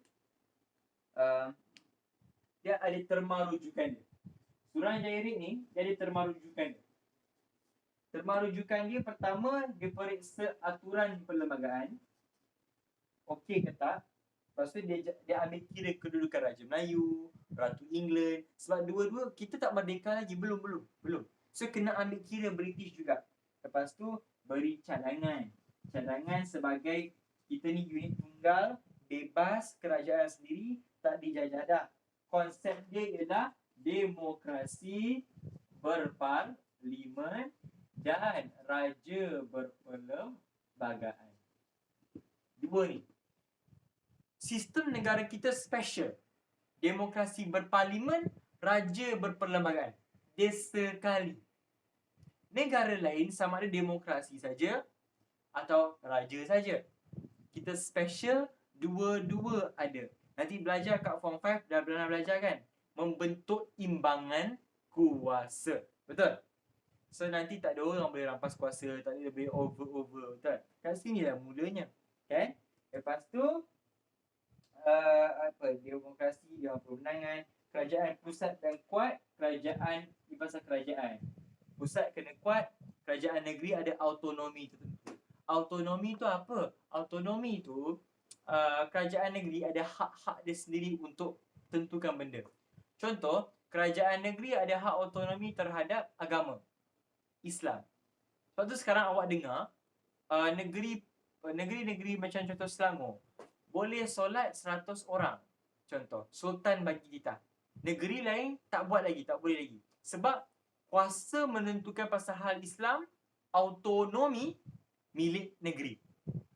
Walaupun kerajaan dah bagi arahan bahawa, dah bagi SOP bahawa tak boleh ni kat tempat awam, tak boleh berkumpul. Tapi bila pihak negeri dah kata boleh dah boleh solat dah.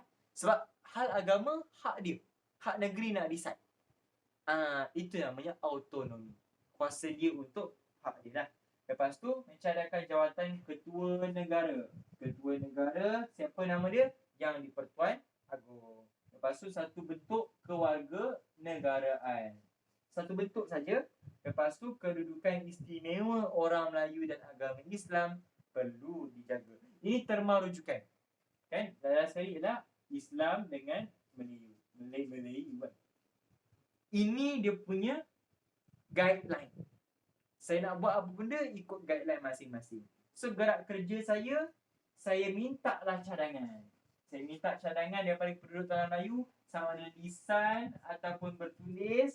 Saya minta lisan ataupun bertulis, membuat satu memorandum. Memorandum ni apa benda? Cadangan. cadangan rakyat terhadap sesebuah pihak. Macam contoh kita bagi our own opinion, tapi dalam bentuk surat ke apa, bagi macam tu, memorandum. Boleh? So, meneliti kedudukan perlembagaan, mesyuarat, mengadakan persidangan, bincangkan isu. Ini semua Suruhanjaya itu buat. Lepas tu dia ada buat 118 perjumpaan. Sampai daripada Jun sampai Oktober, 118 kali diorang jumpa nak bincang kita punya perlembagaan. Punyalah bapak susah. Lepas tu dia kaji buat laporan, so buat cadangan untuk membentuk perlembagaan. Maka secara tak langsung awak dah masuk 9.3. 9.3 dia terangkan ke awak pasal memorandum tu saja, tak ada benda lain pun. Macam saya cakap tadi, memorandum tu rakyat yang explain. Yang rakyat yang bagi kan, lisan ataupun bertulis. Tapi kena ingat tau korang, memorandum ni hanya cadangan. Contoh, saya mencadangkan agar orang Melayu ni jadi tuan je kat muka bumi ni. China, India boleh belah dia negara. Contoh, cadangan. Tapi tak semestinya Suruhanjaya tadi terima. Cuma dia pertimbangkan. Nampak kat situ? Saya tak semestinya terima, tapi saya pertimbangkan. Saya bawa into consideration. Siapa yang bagi cadangan? Ada berapa? 131 memorandum dikeluarkan dan diterima. Lepas tu memorandum tu bukan rakyat je bagi. Ada dua. Ada rakyat, ada raja-raja Melayu. Rakyat yang memberi idea ni pula bukan rakyat saja, ada orang awam dengan parti perikatan. Parti politik pun ada. Okay, boleh? Parti perikatan, parti politik. Apa yang dibincangkan? Orang awam, orang perseorangan, kumpulan family, semua bagi. Okay. So, memorandum berkaitan dengan corak pentadbiran warga negara, kedudukan istimewa orang Melayu, bahasa dan pendidikan. Macam mana saya nak ingat Raja Melayu bagi apa? Orang awam bagi cadangan apa? Okay, senang je nak cakap. Tolong ingat ni Raja Melayu. Sekarang ni kita deal ni, kita bincang benda ni untuk kepentingan kita tau. Jadi, Raja Melayu bagi idea semua pasal institusi diraja. Orang awam bagi cadangan semua pasal cadangan untuk rakyat. Tak faham? Tak tahu? Okay. Raja-Raja Melayu bagi semua cadangan pasal apa? Institusi diraja. Maka dia bagi cadangan persekutuan kena dipimpin oleh Yang di-Pertuan Agong. Kedua, Ketua negara dipilih oleh Raja-Raja Melayu berdasarkan kekananan. Kekananan tu nanti sekejap lagi saya explain. Lepas tu, dia bagi cadangan pasal semua cadangan Raja Melayu pasal Raja Melayu. Baru awak tak confuse kan? Sebab nak jaga kepentingan dia, so tempoh ketua negara ni 5 tahun sekali. Nanti awak belajar dekat Form 5. Lepas tu, ketua negara boleh letak jawatan dengan persetujuan Majlis Raja-Raja Melayu. Lepas tu, bila dah, apa yang paling diorang nak sebenarnya? Kenapa diorang mohon pasal Raja Melayu sebenarnya? Sebab diorang nak jaga institusi raja, nak jaga hak istimewa orang Melayu. Ini yang penting sebenarnya. Akhirnya dia nak bawa ke situ. Tapi adakah sudah tamat? Belum. Rakyat pun ada bagi cadangan. Memorandum dia ada 131, betul tak kan? So Raja-Raja Melayu dah bagi cadangan pasal Raja-Raja Melayu. Raja bagi cadangan pasal institusi dia. Rakyat bagi cadangan berdasarkan saya punya. Apa kepentingan untuk kami. Awak dah bersama saya pasal bab merdeka ni. Dari bab 6, 7, 8, 9, bab 9 dan sekarang. Apa pattern yang awak paling nampak? Apa pemula kepada semua benda ni? Jus. Itu start dia. Maka rakyat nak apa daripada benda ni? Kewarga negaraan. Ini isu paling penting. Nampak tak kaitan dia? Sepanjang ini, bab inilah yang kacau. Sebab inilah yang jadi penyelesaian dia. Kewarganegaraan, mereka kata perikatan mencadangkan melalui testament amanah politik perikatan Dia kata ada beberapa pandangan pasal jus soli ni UMNO tak nak. Okey, Dewan Perniagaan Melayu. Dewan Perniagaan Melayu, saya orang Melayu, nak ketatkan lagi kewarganegaraan. Maksudnya kalau longgarkan lagi kuranglah hak istimewa orang Melayu tu, betul tak? So, Persatuan Dewan Perniagaan Cina pula, Perniagaan Cina Semalaya pula, dia kata dia nak kewarganegaraan berdasarkan kelahiran. So, bila berdasarkan kelahiran, bermakna dia sokonglah jus soli. Kes yang samalah, Melayu melawan Cina sokong. So, Serani pula mahu hak mereka dipertahankan. So, dah siap satu. Itu isu warga negara. Isu kedua, bahasa dan juga pendidikan. Nampak remeh, tapi inilah poin utama. Serius. Sebab apa? MCA dia mohon agar aliran bahasa Inggeris atau vernacular diteruskan. Terus. Apa benda tu? Ingat balik sekolah Melayu guna Melayu, sekolah Cina Cina, sekolah India bahasa India. Kan? Sekolah Cina guna silibus dari Cina. Saya dah ajar dekat kelas yang lepas. So dia tak nak ada semangat kebangsaan itu. Nak jaga hak kaum dia. Ingat, memorandum ialah pendapat daripada hati rakyat. Maknanya suka hati rakyat lah nak cakap apa pun. Kan? So rakyat bagilah pendapat yang terbuku di hati mereka. Orang Cina sakit hati. Oh, tak naklah kewarganegaraan aku ni tak berpihak pada aku lah. Oh, tak kira. Nak juga. So dia tunjuk. Soalan saya, adakah memorandum ini diterima semua? Tak. Memorandum hanya cadangan. Saya cadang, ada saya cakap saya terima. Awak sudah kena, itu kamera. Itu dia, dah terkena, bang, boom. Macam tu. Bila engkau dah terkena cadangan, sebarulah engkau tahu siapa yang bersemangat kebangsaan, siapa yang nak Malaysia, siapa yang tak nak. Daripada memorandum inilah, maka apa terjadi, saya padam. Maka apa yang terjadi sebenarnya, memorandum ni nak tengok pendapat rakyat sebenarnya. Rakyat ni nak tak bersama dalam negara. Ini trik British tau. So akhirnya Suruhanjaya British tu dia keluar next step. First step dia buat memorandum. Step pertama memorandum. Macam dapatkan survey. Memo ni survey. Kau nak buat perlembagaan ni bukan senang ni. Nak buat undang-undang negara ni yang tertinggi. Yang kedua, dia dah siap survey, saya buat draft. Draft ni macam benda rangka karangan. Bayangkan awak buat karangan, draft ni rangka. Awak dah dapat fakta dan idea. Dalam kes ni, fakta dan idea ialah memorandum. Awak kutip. Oh, Melayu nak ni, Cina ni. So, dia buat draft. So, daripada draft tersebut, draft dia kata, sistem kerajaan persekutuan diteruskan dengan kerajaan negeri kuasa tertentu. Nama dia autonomi. Deal. Dia terima cadangan Raja-Raja Melayu. Kedua, kewarganegaraan jus soli. Jus soli bagi mereka yang lahir di tanah Melayu. Tuan-tuan dan puan-puan, ini yang saya cakap dari awal. Sampai sekarang ada jus soli. Inilah dia. Inilah. Perlembagaan yang kita pakai sekarang ni, inilah dia. Ini draft. Dia terima terus. Lepas tu ketiga, tapi kan awak mesti pelik. Kenapa kalau terima, kenapa kita tak batalkan PTM 57 macam kita batalkan Malayan Union macam hari tu? Kan relate. Apa Sam? Kau dah mabuk ke Sam? Kenapa dah tak relate sekarang? Aku relate ni. Jus soli diterima sebab dia tak habis.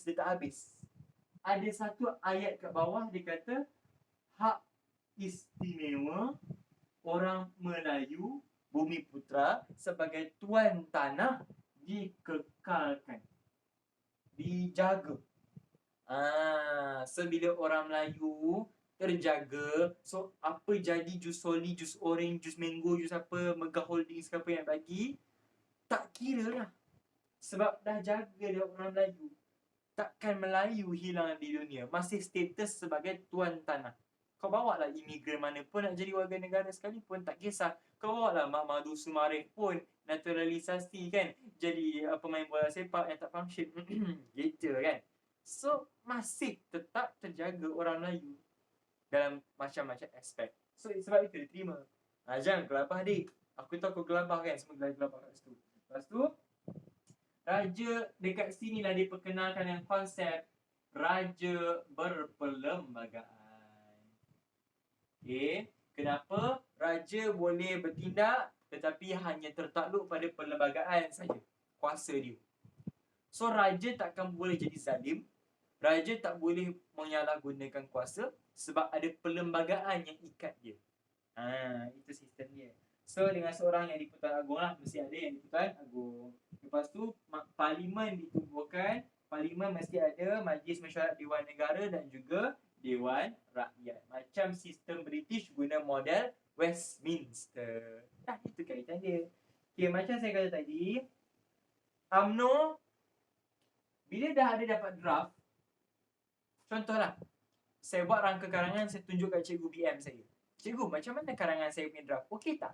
So dekat sini, okey tak? Dia tu ialah draft itu pegawai British tunjukkan pada rakyat Malaysia. Rakyat Tanah Melayu. So, adakah kau expect cikgu akan kata, bagus ni karangan awak ni, draft awak ni? Tak ada. Mesti cikgu akan cari silap. Sesama lah seperti parti-parti Tanah Melayu. Tak nak lah. UMNO kata, cuba teka. UMNO orang Melayu, dia bantah apa? Dia bantah jus. Itu dia bantah. Nampak tak? Kaitan kan? Saya tak payah sebut dah. UMNO bantah jus soli sebab dia kata nanti hak kita tergugat. Dan maka dia kata apa? Agama Islam mesti agama rasmi. Lepas tu bahasa Melayu, bahasa rasmi atau bahasa kebangsaan. Lepas tu parti lain. Parti PAS. Parti PAS dia kata, dia kritik mana? Cuba teka dia kritik mana? Dia kritik kewarga negaraan. Sebab dia, macam Juswali juga, sebab dia kata tak jaga kepentingan Melayu. Fikir. PAS parti Islam. Apa demand dia? Demand dia nak Islam sebagai asas pemerintahan negara. Itu dia. Parti Islam, so nak Islam lah as the leading power. Gitu. Kalau awak tak ingat lah, PAS nak apa Ingat, PAS tu parti apa? Parti kafir ke? Tak kan? Gitu. Boleh faham dekat situ. Tapi bukan kat draft dia kata dia jaga keistimewaan Melayu tu. Faham? Yelah, macam biasalah. Bila draft kan, tak semua kat draft tu pun diterima tau. Contoh, dia macam saringan dan saringan lah. Cadangan dan cadangan. Cadangan besar-besaran, memorandum 131. Cop, dia finalize draft. Dapat draft, tunjuk kat rakyat. Tepek kat muka rakyat. Rakyat tengok. Rakyat ni tengok. Dia kata, hak istimewa orang Melayu diteruskan. Kedudukan istimewa terjaga. Tapi masih tak cukup terjaga sebab ada jus soli. Dia macam awak lah. Macam awak buat janji dengan boyfriend awak. Saya janji saya takkan tinggalkan awak. Ataupun awak buat satu contoh janji kan. Alah, abang janji lepas abang rakam abang delete. Abang rakam abang delete je, bodoh je kan. So, tak semestinya dia delete. Tak semestinya dia takkan tinggalkan awak. Macam ni lah. Saya janji orang Melayu terjaga. Tapi ya ke? Tujuh soli tu macam tu. So kepastian itu tak ada. Sebab tu dia macam tak yakin. Boleh faham kat situ. Lepas tu parti negara Datuk Wan Jaafar. Cuba teka Wan Jaafar tolak mana? Kewarga negaraan. Nampak tak? Parti negara pula Wan Jaafar tolak warga negara juga. Sebab idea jus solid. Wan Jaafar yang lawan tau jus solid. Dia ni memang hardcore lawan dari awal lagi. Sebab dia Malayan Union tak jadi. Cuba kau bayangkan perasaan dia bila sekarang nak merdeka dah, benda ni timbul lagi sekali. Tak kau menyigap, kan? Tu dia lawan. So, masyarakat Cina pula, dia nak sebahagian lah, tak semua Cina, dia nak bahasa Mandarin sebagai bahasa kebangsaan. Dah sudah. Bulat dah. So, MIC pula, tekalah MIC nak apa? MIC India. tak relevan sangat. So dia nak relevan, so syarat apa yang dia kena ni? Syarat kewarganegaraan. Sama saja. Dan penggunaan bahasa Cina India lebih kepada kewarganegaraan. Dia nak hak dia tu ada juga. Gitu. Okay. So bila apa yang terjadi, step pertama survey. Step kedua draft. Step ketiga nak tahu dah pendapat orang. Dan step keempat, apa yang dibuat ialah Tunku Abdul Rahman pun terbanglah ke London sekali lagi pada 9 Mei 57. Dengan siapa? Macam biasa, Razak. Wakil Cina mesti ada, Ong Yok Lin. Wakil India mesti ada, Tun Sam Button. Sebab apa? Dekat reaksi ini, Melayu, Cina, India bagi reaction. Macam engkau lah. Engkau bagi cadangan kat orang, kan? Kau bagi cadangan kat orang, kau bagi plan kat orang. Lepas tu, bila pada hari kejadian, engkau tak ada. Macam, benda wadah. Macam tu. So, sekarang ni bila engkau dah komplain, engkau kenalah datang kat sana, kan? Engkau kenalah bawa komplain kau tu. Engkau bukan contoh, engkau buat kerja, lepas tu engkau tengah buat kerja, komplain separuh jalan tak siap. Lepas tu kau bagi kawan kau, kau bagilah, tolong aku lah, aku malas nak jumpa cikgu. Kan bodoh namanya tu. Bila buat kerja jangan separuh jalan. Ini sama lah. So kalau Melayu Cina India komplain, Melayu Cina India lah bawa pergi London. So pergi London, apa yang dibincangkan? Apa yang dibincangkan? Awak rasa lah, saya tak payah sebut lagi. Apa dibincangkan? Iya, itu je yang dibincangkan. Sebab itu, benda tu yang orang tak puas hati. Kan? Orang nampak tak orang komplain apa? UMNO komplain warga negara. PAS komplain warga negara. Orang komplain warga negara. Cina, India nak warga negara nak bahasa Mandarin yang Tamil dia. So, kau tak nampak lagi ke benda apa yang dibincangkan? So, dibincangkan pasal warga negaraan dan beberapa isu lain yang tak mutamat, yang tak finalize lagi. So, akhirnya, perlembagaan nak tukar, orang tak panggil tukar perlembagaan. Orang panggil pindaan. Meminda. Okay, bukan menunda. Tunda lain tau. Tunda tangguh. Pinda makna edit. Bahasa Inggeris edit. Okay. Tapi bila edit, dah 10%. Kita habiskan. So bila edit tu, adalah beberapa yang tak puas hati. Semua kita tak nak dah tak puas hati tu. So 5 hasil edit tu bawa pergi ke Raja-Raja Melayu. Bila nak bawa ke Raja-Raja Melayu, dibentangkan, dibawa ke Majlis Perundangan Persekutuan, dibahaskan pada 10 Julai sampailah 11 Julai 1957. Bahas. Macam contoh dekat parlimen sekarang lah. Engkau dah bawa perlembagaan, bahaslah. Nanti adalah parti tu setuju, parti tu tak setuju. Tapi awak ingat balik. Recap balik. Majlis Perundangan Persekutuan, 51 orang perikatan. Betul? 49 yang lain. Majoriti mudah dah ada ke tak ada? Dah. So bila dah ada, maka draft tersebut diluluskan. Inilah step terakhir. Diluluskan. Lulus oleh Parlimen British dekat London. Dan diluluskan oleh MPP pada 27 Ogos 1957. Dan dalam masa 4 hari lagi, 31 Ogos 1957, kalau diorang tak setuju, tak boleh merdeka tau. Sebab undang-undang tak ada. Adakah negara boleh wujud tanpa undang-undang? Boleh. Nampak tak kaitan dia? Nampak tak kenapa awak kena belajar bab 8 pilihan raya dulu, baru awak masuk bab 9? Tada! Nampak tak daripada aspek apa? Politik, ekonomi dan juga sosial. Kewarganegaraan, isu sosial. Kita gunakan PAS. Secara tak langsung, awak dah masuk ke 9.4. Part terakhir. So 9.4, wujudlah PTM 1957. Perjanjian Persekutuan Tanah Melayu ditandatangani pada 5 Ogos.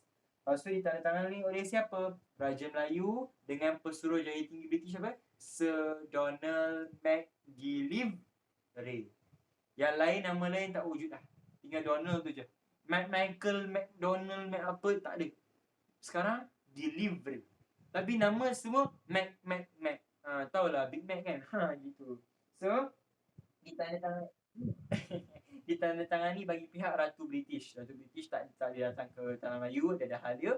So ditandatangani di King's House. King's House KL. Korang boleh search King's House kat mana sekarang. Korang jumpa lah dia. Masih ada sekarang, masih ada. Masih berdiri dengan teguh lagi.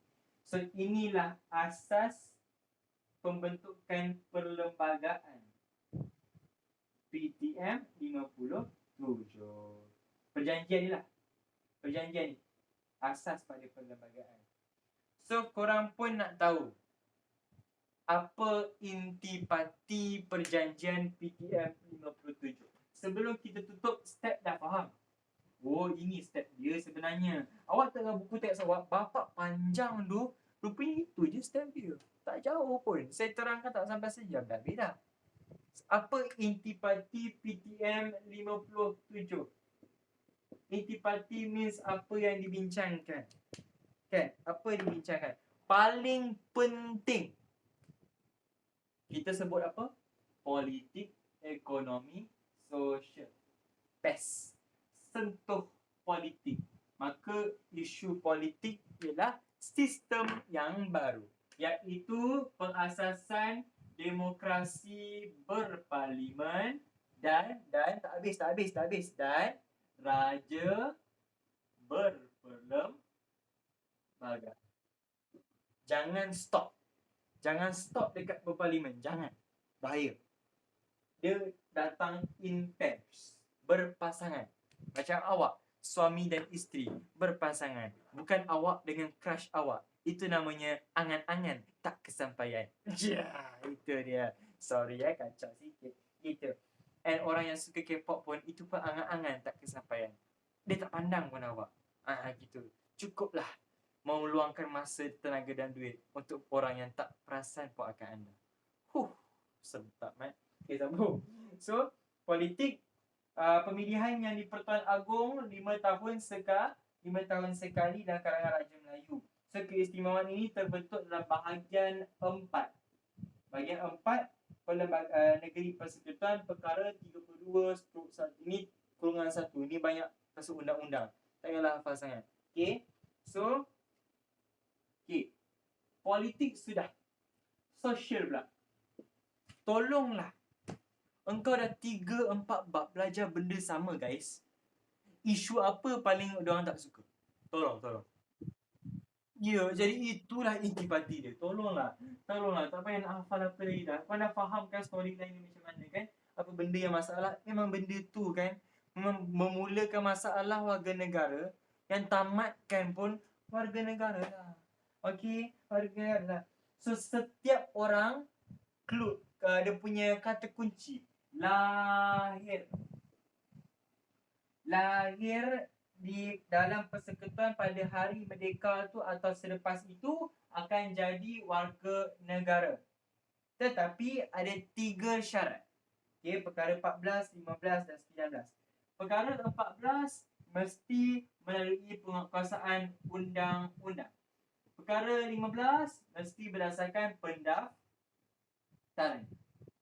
Macam kita semua dapat my kid masa awak lahir, dapat surat beranak tu, itu sebab mak bapak awak pergi daftar awak dekat JPM. Maka kita punya warga negara sekarang berdasarkan syarat kedua, perkara 15, iaitu pendaftaran.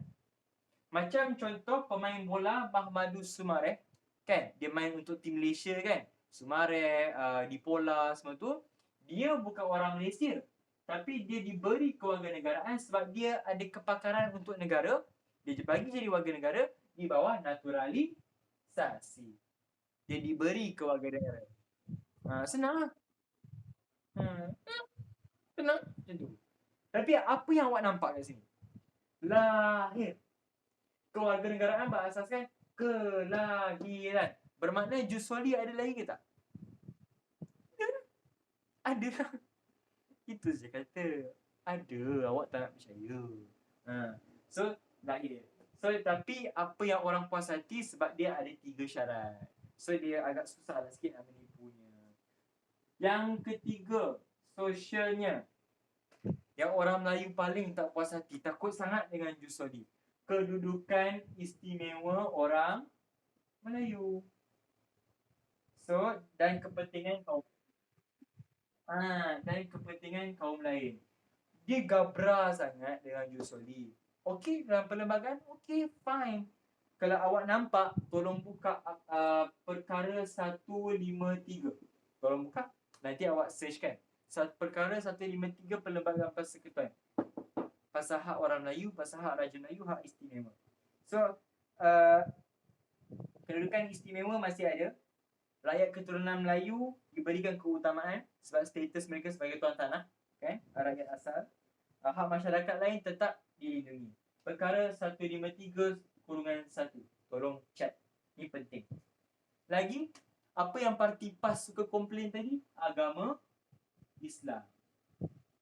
So, agama Islam dijadikan sebagai agama rasmi persekutuan. Tapi the best part dekat Malaysia yang orang lain tak ada, dia agama rasmi, tapi agama lain boleh diamalkan secara bebas.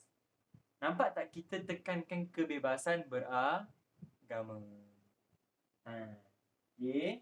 So, kelima. Apa lagi yang banyak parti komplain tadi? China, India komplain. Jom kuatkan bahasa Mandarin. Jom kuatkan bahasa Tamil. So, apa function penyata razak hari tu korang?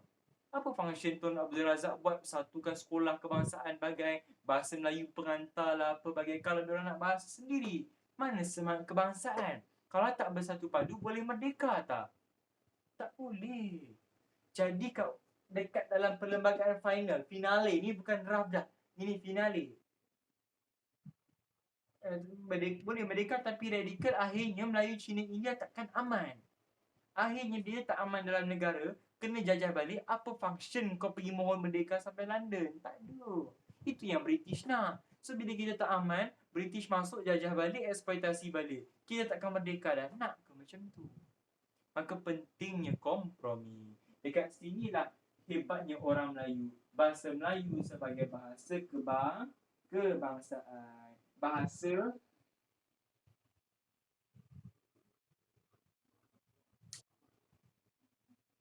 memanglah semua orang pentingkan kaum diorang, Kamarul. Tapi kenapa diorang buat macam tu? Sebab diorang pendatang. Diorang tahu diorang pendatang. Bukan sekarang lah, maksudnya zaman tu lah. Diorang tahu diorang pendatang. And diorang nak jaga status tu. Kalau diorang kena halau, diorang nak pergi mana? Tak ada mana. British bawa diorang. Sekarang British nak belah pula. Suka kau tinggal tahi kat sini, kau nak belah pula. Macam tu. So sekarang terimalah kami sebagai rakyat. Okay, fine. Tapi kau kena kompromi lah. So kompromi tu datang dari mana? TRT. Gitu kan. So akhir sekali, permuafakatan antara Raja Melayu dengan rakyat itu membawa kepada kemerdekaan. Dan bab 10, pemasyhuran kemerdekaan, saya terangkan pada kelas seterusnya pada hari Rabu. Okay.